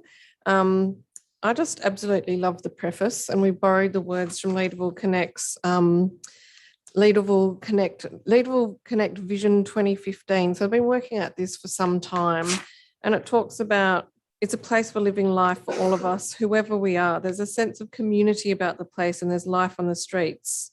We connect across our differences. We yarn with our friends on the verge, and we nod at strangers who are walking by, and people walk a lot because our homes and businesses and parks and entertainment are all just a walk away, mixed in together. And so it goes on, and I just love it. I just think this is just like working with the town team and capturing that absolute essence of the people, the grit, the built form. It's just a fantastic way of really engaging, that active citizenship. And I think they've really provided their deep love and passion, as well as their skills and their community engagement. So just a huge shout out to our local town team, and thank you. The Lateral Place Plan hasn't cracked much of a mention tonight, but also just to mention that it is there, and that's like the kind of, I guess that's like the sprinkles on top with the stuff that we can really start to see happening, and excited to see some of those more fine-grained things appearing in the place plan. So very excited for Lateral and what the future presents there. Any further comments? Okay, I'll put the Lateral omnibus. All those in favour? I declare that carried unanimously.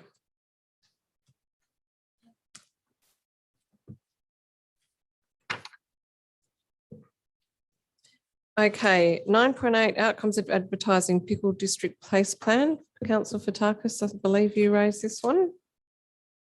Thank you, Mayor. Would you like to move it? Seconded by Councillor Wallace.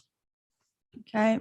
Thank you, Mayor. I just really want to thank the city's place team and above all the awesome crew that we affectionately know as the Pickles, and that's the Pickle District town team. And we've all sort of noticed with the Pickle District, I mean, not only in name change, some time ago known as the West End Arts Precinct. So I'm glad to actually have a little bit of a funkier name in the Pickle District. It's been going through a bit of a metamorphosis the last few years, but it is a place where we found that cool things happen, and it's a place really full of clever, creative, artistic people. It's where our creatives shine, and it's home to art galleries like Starla Contemporary, Homes of Court Gallery, Lyndon Kay Galleries, design and photography studios, Vox Lab, some awesome sort of public artworks coming out of Vox Lab, backlot cinemas and creative art spaces. Cast your memory back to 2018, and it was the site of Australia's first Town Team Movements Conference. And I think that was the time that it showed this gritty industrial area really had some spunk and it had some potential. And then more recently, the After Dark event, which was just such an incredible event. Mayor Cole and I attended that, and we came away, really raving and felt like we'd stepped into sort of dark streets, sort of like some sort of German arts festival. The NAIDOC Week celebrations, all organised by the Pickles. And they really get together and showcase what a unique district and what an amazing group that they are. And what I love about this plan, it's been developed in collaboration with the town team, as of all our place plans are. But I look back at the original action plan that was developed by the Pickles, and I'm really heartened to see this is firmly reflected in this place plan. I sat down with a couple of the members when the place plan in draft first came out and discussed really that very thing, when I noticed going through it and, trying to pick up, have we missed anything? And, really saw that it was really a clear reflection of the sort of vision that the local community wanted. And I love how they've added their little creative speak with terms like artlets, which I really hope ends up being taken on part of the vernacular of something that we do across the city.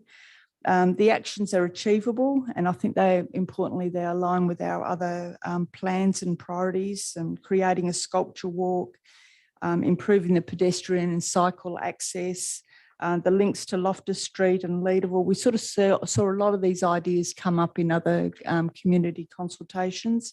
The upgrades to Cleaver Street and other streets in there, we've seen the increased tree planting. And as they've really started to, come together, they're transforming the area, they're helping us meet our greening targets, and they're really turning this area into an enticing area where you'd want to spend time. So I really do commend the staff, commend the Pickle District, the town team, the Pickles, for the work that's been done and putting together what I think is a really inspiring place plan. Very well said, Councillor Fotakis. Thank you very much for your passion for the Pickles and the arts.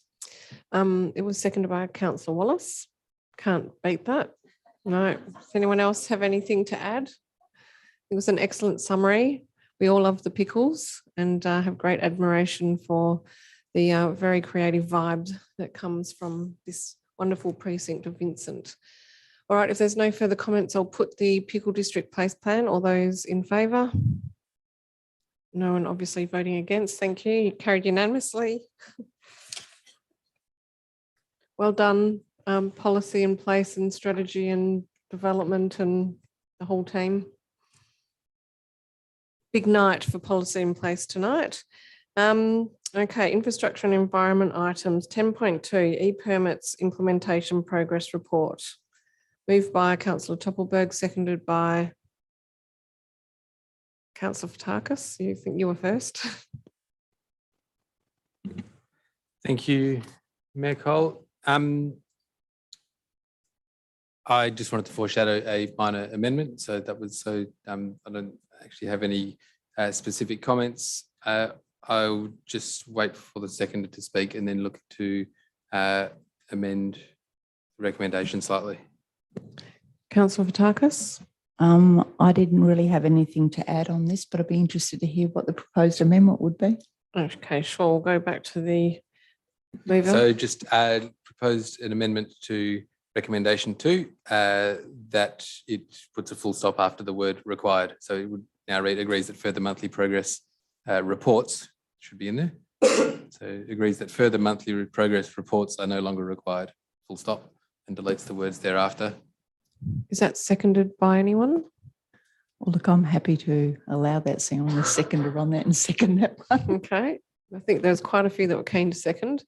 Do you wish to speak to it? There's a couple of outstanding issues, I think, but I think that it's reasonable for them to be taken offline, whilst it might appear as the monthly reporting cycle as being something simple from the front end, from the back end in terms of chain of command, writing reports, etc. It's an onerous task. I accept the length of time that the system has been in place and that the issues that potentially remain are particular, and I don't think that that needs to be resolved through monthly reporting, but I also would accept that whether it's fully operational and completed, that's potentially contentious, and so I'm happy for that to be removed from the reasoning for removing it from the reports. Councillor Fotakis, does anyone wish to speak to the amendment? Okay, I'll put it. All those in favour?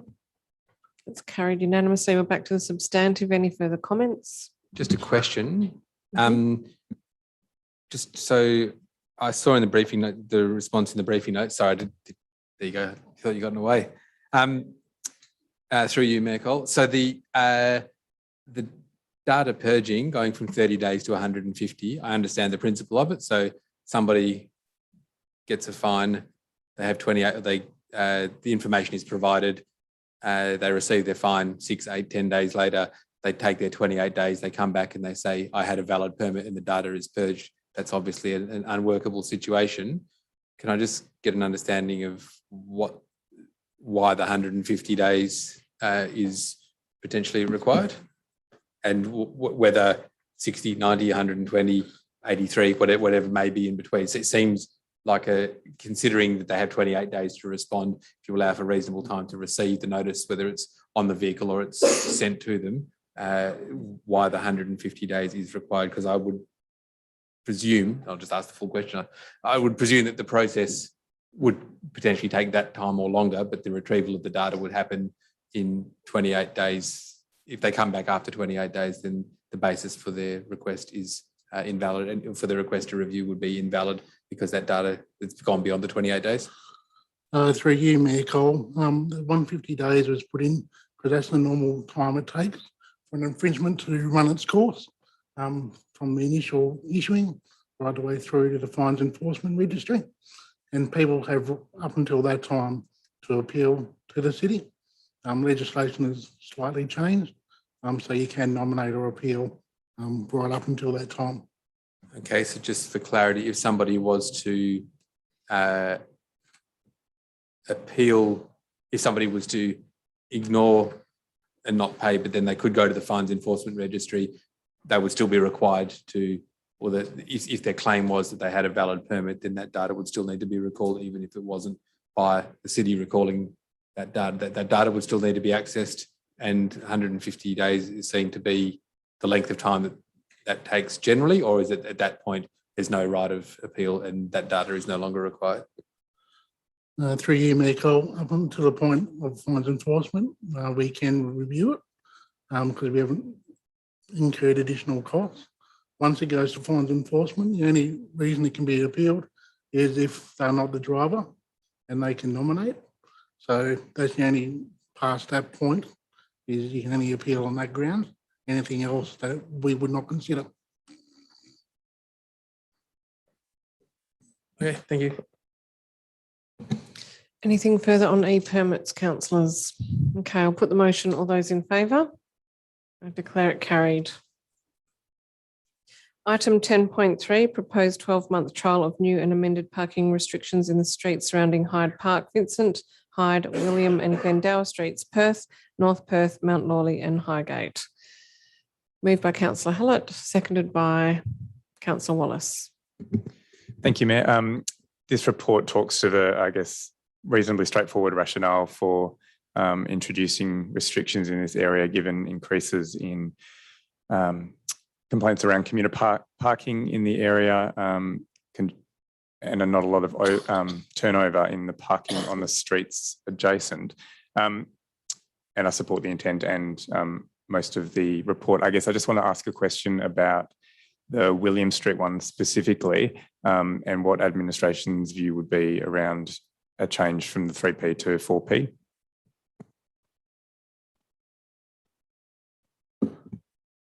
Through you, Mayor Cole, the rationale behind the 3P was to make it as consistent as possible surrounding Hyde Park, to be less confusing for users, depending on which side of the street you get out of and which sign you look at.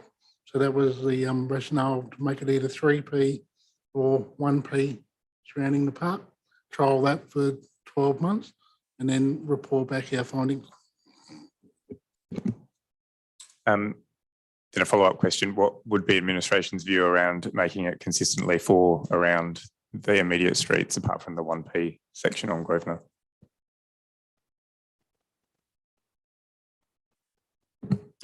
That's right, Michael. I think from previous discussions with the manager range of services that our concern would be about whether it would actually deter commuters, as that length of time starts to allow people to commuter parking. So I think that was the concern about going over 3P. I might leave it there, but foreshadow an amendment. We'll go to the seconder then, Councillor Wallace.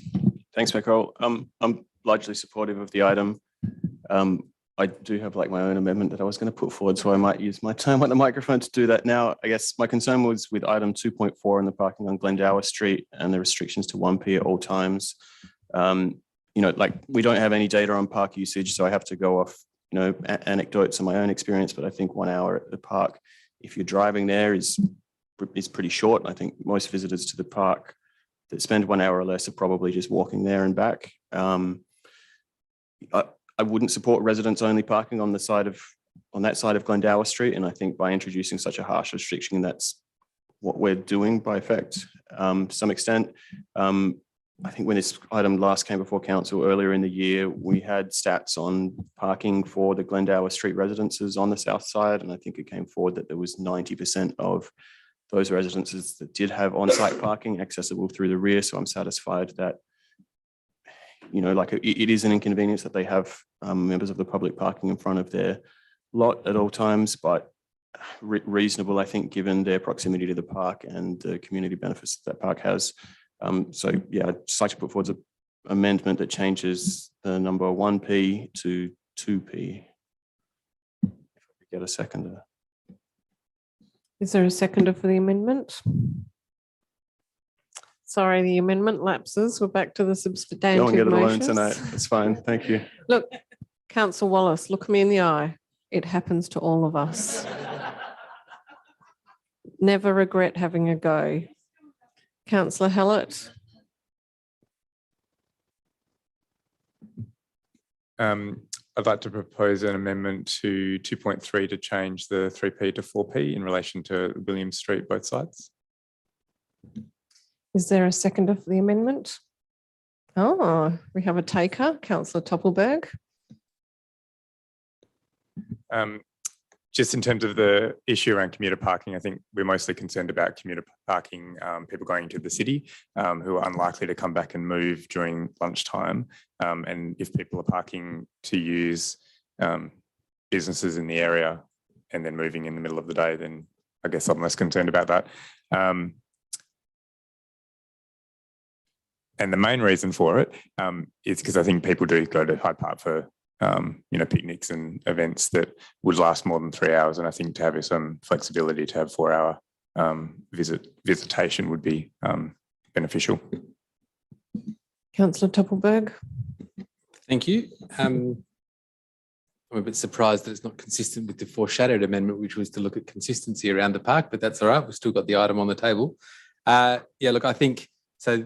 The effect of 4p finishing at 6 p.m. means if you arrive after 2, you can park as long as you like. So I think the afternoon users of the park are pretty well catered for in that regard by 4p. I do think that 3p for park use, and again, it comes down to enforcement, and I understand the challenges of enforcement means that, and particularly where you've got varying times, that can be dealt with via amendment potentially following this. But I think that if you look at what we do in and around town centres, things like first hour free, a lot of people, then if you just want to go about your business, go get a cup of coffee, go pick something up in a similar way, these parking restrictions are being considered. And if you look through the report, you look at the data, you look at the community sentiment, they are being introduced not to remove commuters necessarily, but to encourage the active use or the use of the park and for the parking in and around the park to service the central attraction, which is Hyde Park itself. I will talk more to the Vincent Street between Throstle and William after the amendment, but I'm comfortable that the significant change that would result from this on William Street would remove commuter parking, but still allow it to be used for the park. And I did make some comments last week that if it's being used with people moving or using it as 2 4-hour lots potentially for parking for local businesses, that's still a better outcome than what we currently have, which is parking there all day. But if we can remove the commuters, it's still it's reasonable. So I'm comfortable with the proposed amendment. Councillors, Councillor Gonchevsky. Look, I accept the need for consistency. Like, it's absolutely, and it's so annoying when you think you've seen the right parking sign and it's wrong. So I can't support this amendment because it sits in isolation. Appreciate, but so if the next one comes, I'll probably vote for that. But I just need to, I do accept administration's comments in relation to consistency. Do also accept the argument around the need for perhaps a more extended period of time for morning visits to Hyde Park. So just letting you know. Councillor Hallett, have you spoken to this amendment? No. Just a question. Okay. If the seconder agreed, would it be possible to change it? It's a bit late for that, mate. I mean, I know that happens at regional council meetings, but it's like we've sort of been discussing it for a while. What do you want to do? What's the question? What would you like to change it to? Address the issue of consistency and do 4p for everything? I feel like no, I don't think we can, no. I think we're just dealing with the 4p at the moment. I just agree with Councillor Gonchevsky. I think that I already looked at this and went, oh my God, thank God there was a diagram, because there's a lot going on here already. It is a 12-month trial, so we can come back and tweak it if we have issues. But I just think having signage with 1p, 4p, 3p around Hyde Park could just lead to people making mistakes and people getting unhappy and not feeling like they enjoyed their Hyde Park visit after all. Councillors, any further comments on the amendment? Okay, I'll put it. All those in favour? You're not voting for your own amendment? Oh. Okay. We have Councillor Toppelberg voting in favour. All those against? You have the rest of council, including the mover of the amendment, voting against. Can I move an amendment, Mayor Cole? Yes. Okay, so it would be to amend 2.1, 2.2 and 2.3 where the words 3p exist, deleting the number 3 and inserting the number 4. Is this like a game of, I don't know, bluff or something? Sorry, that was inappropriate. Can I have a seconder for the amendment, seconded by Councillor Hallett? Thank you. So this provides consistency on the currently unrestricted sites, which is Vincent Street between Throstle and William, and both sides of William between Glendower and Vincent. It also means that you don't have the anomaly of 5p on Chelmsford, followed by 3p on Hyde and then 4p. So you sort of the outskirts of this concentric model of the town centre end at 5p at Chelmsford, and you're then going down to 4p adjacent to the park. But where you have the perpendicular parking, which exists all the way along Glendower, you would have different different parking regime. Obviously, there's a lot more bays with the perpendicular parking. I'll talk about camper parking and what the 6 p.m. finish time on Vincent Street means separately, but this provides the consistency, but also allows for a longer length of parking for park users. Councillor Hallett, you wish to speak to it? Councillors, Councillor Loden. Just a quick, does administration have any feedback on that proposed amendment? And secondly, as we go through this 12-month trial, I assume we'll be monitoring occupancy levels as well, and then that will inform what happens when we come back after 12 months. Is that correct?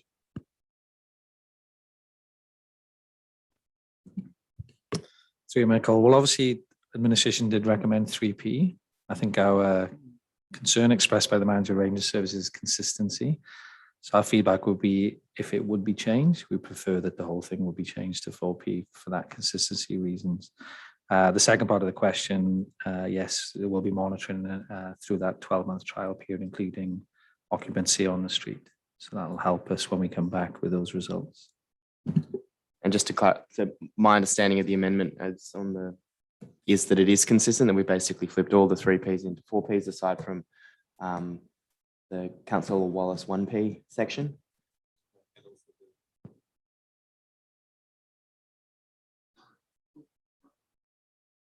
Yes, we may call you. Sorry, my understanding is it's consistent as well. So sorry, which bit is not 4P? Sorry, just for clarity, because it was asked of me as the mover, Mayor Cole, if you don't mind. If you go to the map on page 998 of the agenda, the purple, the purple, the yellow and the pink would be 3P.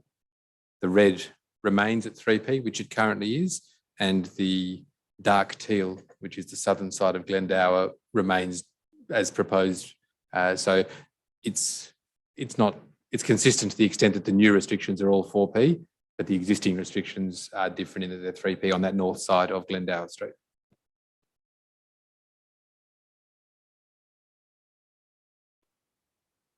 So does the administration have a view on that, I guess, inconsistency where you've got 3P and 4P?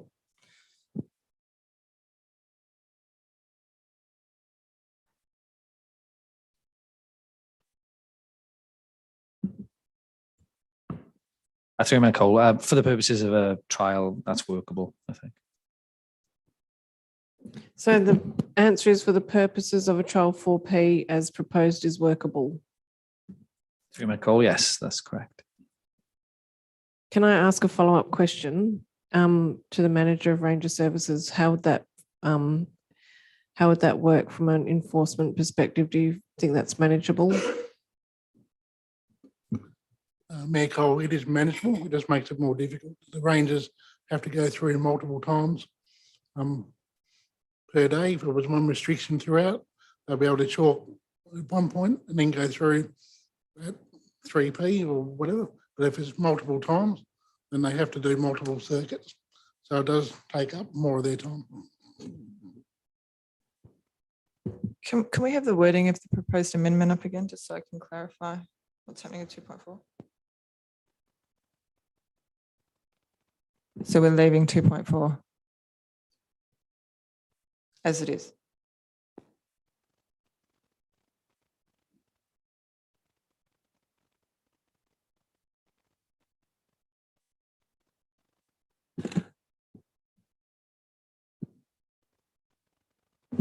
Can I ask a question, Mayor Cole, please?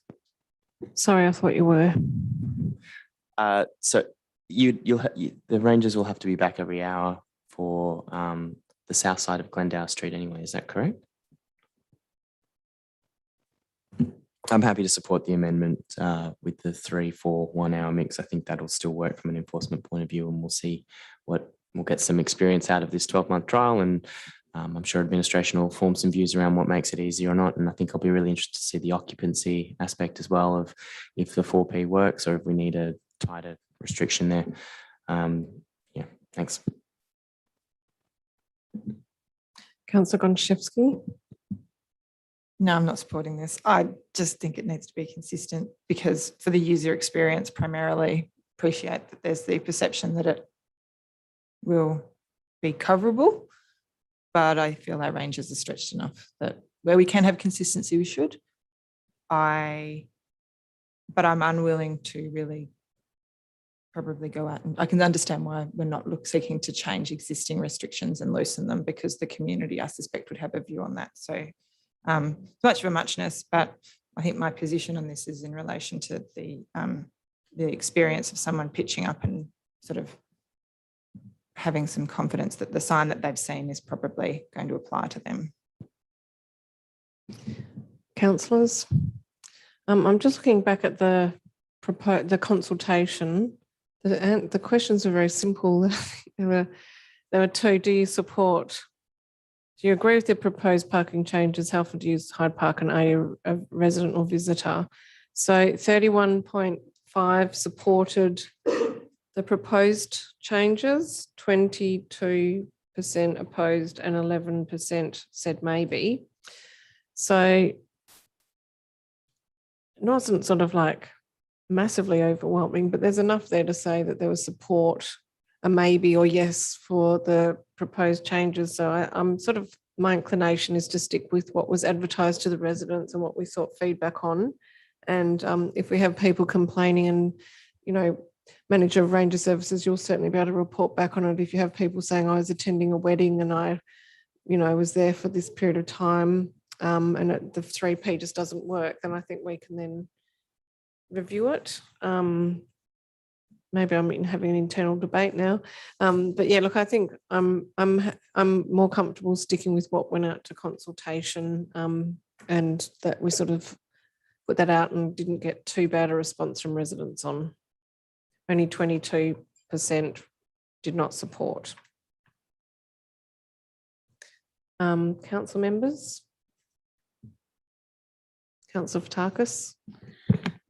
Look, I'm comfortable with keeping it as is. It's a trial. We'll find out where the glitches are, if there are any, but I like to be consistent when we ask a question of our community and we get some feedback to actually go out with a trial that's consistent with that process. So I won't be supporting the amendment. Councillors, okay, I'll put the amendment. All those in favour?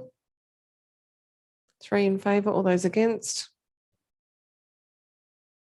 6 against. I'll declare that lost. Back to the substantive. Are there any more comments or amendments? So did you move? No. Okay, but you're speaking to the substantive again, or have you only spoken to amendments? I moved an amendment. That's all I've done. Good on you. Thank you. And I've asked a couple of questions. So I think that through this process, the reasoning for what we're trying to do and what we're trying to achieve has become confused internally and in public facing. I think that there are a number of issues that surround Hyde Park in terms of the parking. The fact that the commuter issue is definitely there and real, and certainly the odd issue of it being a destination for overnight parking. And so on the north side, so on Vincent Street, where it's unrestricted all day, either that or it's extremely popular among people who have rooftop tents to live in the area. But it seems to be a destination. I think that there's a number of, whilst it's been limited in the last 24 months, it seems to be a destination where a number of backpacking businesses encourage people to go if there's no free all-day parking in and around the area. What's proposed here doesn't really do that much for it, because you can't just park there non-stop and go up north, but you can certainly park from 2 p.m. any day, because by 6 o'clock it's done and you've got all overnight, and then it doesn't clock on again till the morning. Sorry, I stand corrected. From 3 p.m. There you go. You've got some extra hours, but you're not. So it's only really from 11 a.m. till 3 p.m. that you can't park in those locations. I won't waffle on too much. At the end of the day, it's labelled as a trial. I do think that the all times for the 1P on the south side of Glendower is a sledgehammer approach. I do think that the idea, certainly on weekends and during the summer months, it is difficult for reasonable access to some of those properties, not just for, the on-site parking that's provided in some of those homes date back as long as the parkage is 100 odd years.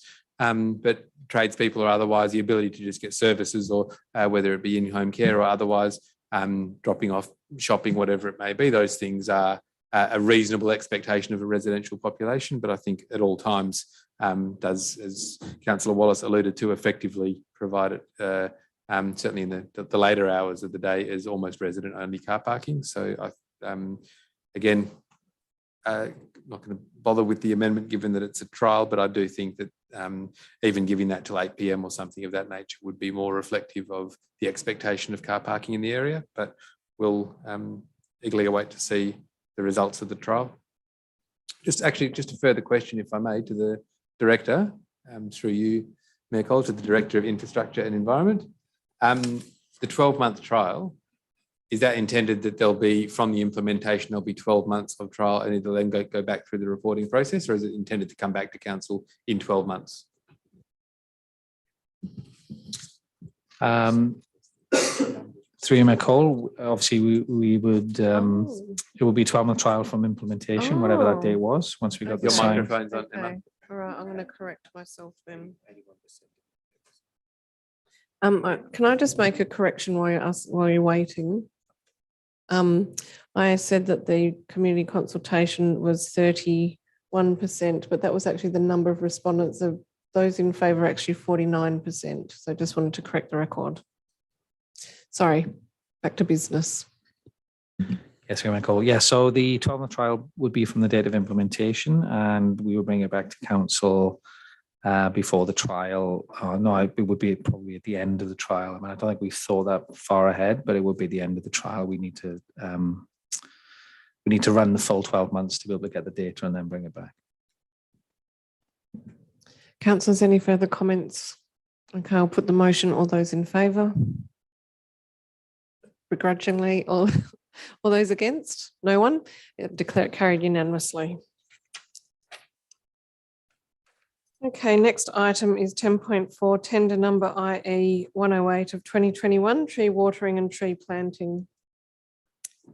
Moved by Councillor Loden, seconded by, is that okay with you? I should seek your consent. You did raise it.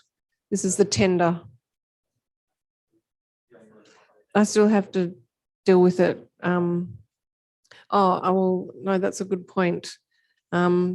Because there's questions on the confidential, so you can move and second and defer, but I think we'll just come back to it at the end. You're quite right. That's probably better.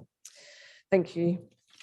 So that 10.4 will come back to at the end of the meeting after we come out of confidential session. So that takes us to item 11.3, Club Night Lights Program Applications for 22-23. Moved by Councillor Toppelberg, seconded by Councillor Wallace. Thank you, Mayor Cole. Just had a question, just for the sake of it being asked, so we can ask before and not after. The application for North Perth Tennis Club repeatedly says this is only an upgrade and it's only to be compliant and it's of no consequence. And they have consulted with the owner at number 8 Mignonette Street, which is only 1 metre from the courts. Are we comfortable that the application, that the complying with the Australian standard, I understand that, and it talks about the light spill, but are we comfortable that given its location in the residential context at where the North Perth Tennis Club is, so Farmer Street, Namer Street and Mignonette Street, that without having gone to those residents, that the lighting that is proposed to be installed via this application is going to be no worse than what currently is there in terms of light spill, and that the lived experience will be different? Because the reason I ask is that my understanding is there'll be even though the measurement of lux might be different because it's no longer the mercury based or the halogens, that the perception of actual light will be brighter in the area. And given there's been no consultation and the applicant explicitly says we didn't need to talk to anyone other than the adjacent property, I just want to make sure we're asking that question up front rather than after the lights are installed.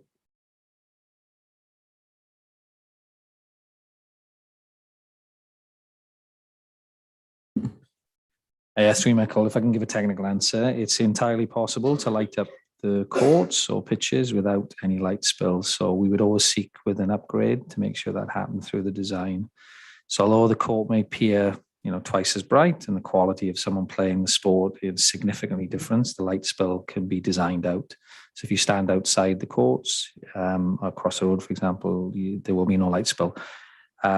Having said that, you will, if you look into the distance, see the glow of the light, but that is not light spill. That's just a glow of the light in the distance, if that makes sense. Does that answer the question? Yeah. So at what point will the residents of Farmer Street, Mignonette Street and Neyman Street find out that there's new lighting going into, if it's successful, will they find out before? Will they, because I understand the Australian standard and I understand, but I'm trying to make sure for all of us and for community that we solve these issues before they become a problem. And especially if we're a party to the application, just to make sure that what you just described then, which is seeing the glow in the distance, but technically it's not brighter, may well have an impact on perceived livability from people. And given that those courts are, there's no landscape screening, certainly to the southern side to the residents of Farmer Street. And I understand the occupant at 8 Mignonette Street was consulted with, but it does have a direct impact, particularly on those Farmer Street lots. Is there a process? Obviously, until the application is successful, there's no real need to go forward. But is there a process that we have they will find out about it and have it explained or demonstrated in some way prior to the installation? Yeah, through you, Mayor Cole. As you mentioned, the club has consulted with the owner and advised what's occurring and taken those concerns on board. But we'll certainly make sure that there is a conversation during the design phase to ensure that the local residents have had the opportunity to see the outcome and I suppose to keep them informed as to what's proposed. So we'll certainly make that occur during the process. Okay, thank you. So, I guess some of these, I guess, in reading the application from the club and their perception, it's just meeting Australian standards of no consequence to anybody else because it's about the courts. I think that we've seen certainly where lights themselves are being replaced and their structures in place, but that my limited understanding of LED, its benefits, cost-wise or otherwise, is that the visual perception from afar can often be quite different, and a more brightly lit court, while the light spill might technically be less. These courts exist smack in the middle of a residential zone, and I do think that it's potentially erroneous of the club to assume that there'll be no view on that from the neighbours, and it may well be through landscaping or other means that they need to provide some protection from that glow, and I think that should be a part of the process. That the idea of going through the club grant process, receiving the funds and the joint spending is very club focused, and we should look at it in the context of its surrounds. Yeah, through you, Mayor Cole, I take the point given some of our experiences recently. So I think this application is focused on requesting a grant to be put forward and for the funding to be made available.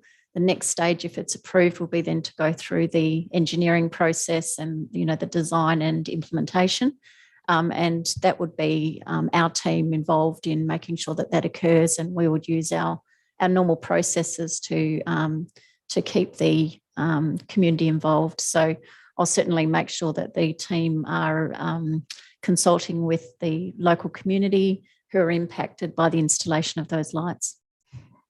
Can I just ask a follow-up question? So now that we've adopted our community engagement framework, wouldn't this be assigned a level of consultation that would be required, and would it be inform or engage?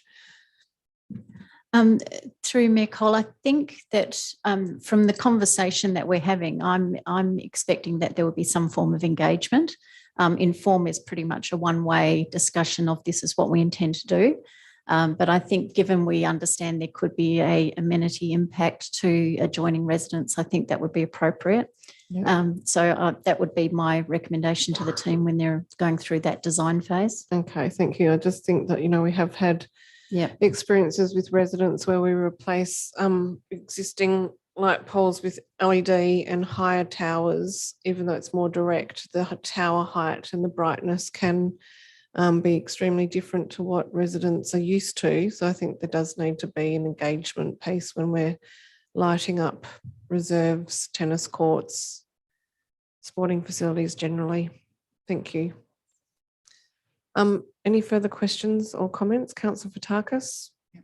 So just on that, the new lights at Lateral Tennis Club, so similarly, so how do these, I suppose, compare to the lights that were installed in Lateral Tennis Club? And I can't recall us doing any consultation with the community on their installation. They were just installed, and I just want to get an understanding, have we had any sort of like issues and complaints with the neighbours, because we've got neighbours right up against those courts, and I've been there to see when they come on, and the new lights are fantastic. They're instant. You don't really get that degree of spillage that you do with the old lights. They're very direct, but just want to get some understanding on that, please. Through you, Mayor Cole, what we would like to do is to take that on notice and find out a little bit more information as to what has occurred in that instance, and also what consultation occurred, so I can answer that specifically. Thank you, Director, no problem. Councillor Toppelberg. So just a further question. In the financial modelling, it effectively says that they are going to increase in court hire fees from 6,069 to 13,000, so just roughly 2 and a bit more times the amount of income from court hire, which I presume is in the nighttime hours, and it also talks about a 10:30 p.m. automatic cutoff switch. I'm presuming, if it's based on the funding being sought for additional lighting, that those lights will be for the evening hours. Is there, do we know what the impact is of the sound of tennis balls at night time, particularly at 10:29 p.m. before the lights turn off? I'm not sure. My understanding was that the current lighting means that they have very limited night play, but the intent, obviously, of the club is to increase their court hire and attraction as a nighttime venue. And whilst I note the context of Lateral, it's quite different in terms of the physical location and the of this particular club. I've spoken, so I can't say more. I'll just ask that as a question as to whether there's been any consideration in our support of the application about the intent to significantly increase the nighttime use of these courts in its location. Through you, Mayor Cole, I think the application is based on the presumption that the current curfew, which is 10:30, exists. So there hasn't really, as I understand it, been a more detailed conversation about the change of that time. I take your point in terms of what is the impact of perhaps increased activity at that time of night. I think the club, in making the submission, needs to form some hypotheses in order to present a series of financials to as part of a grant application. I see that as a series of assumptions. I think that then would need to be considered and reviewed as part of our normal processes in working with clubs as to how they actually use those facilities. So I wouldn't want to presume that that necessarily continues. I think we would need to consider that moving forward. But at this stage, the presumption is that there would be a night curfew of 10:30 as per the current arrangements. There's always the noise regs. Any further comments? Okay, I'll put the motion. All those in favour? Declare it carried. Okay, we have 2 further items this evening, one of which is confidential, and there are also some questions on the confidential attachment to 10.4, but we will resume the public viewing of this meeting once those 2 items have been considered. Can I please have a mover and seconder to move behind closed doors? Move Councillor Toppelberg, seconded Councillor Fotakis. All those in favour? Declare that carried.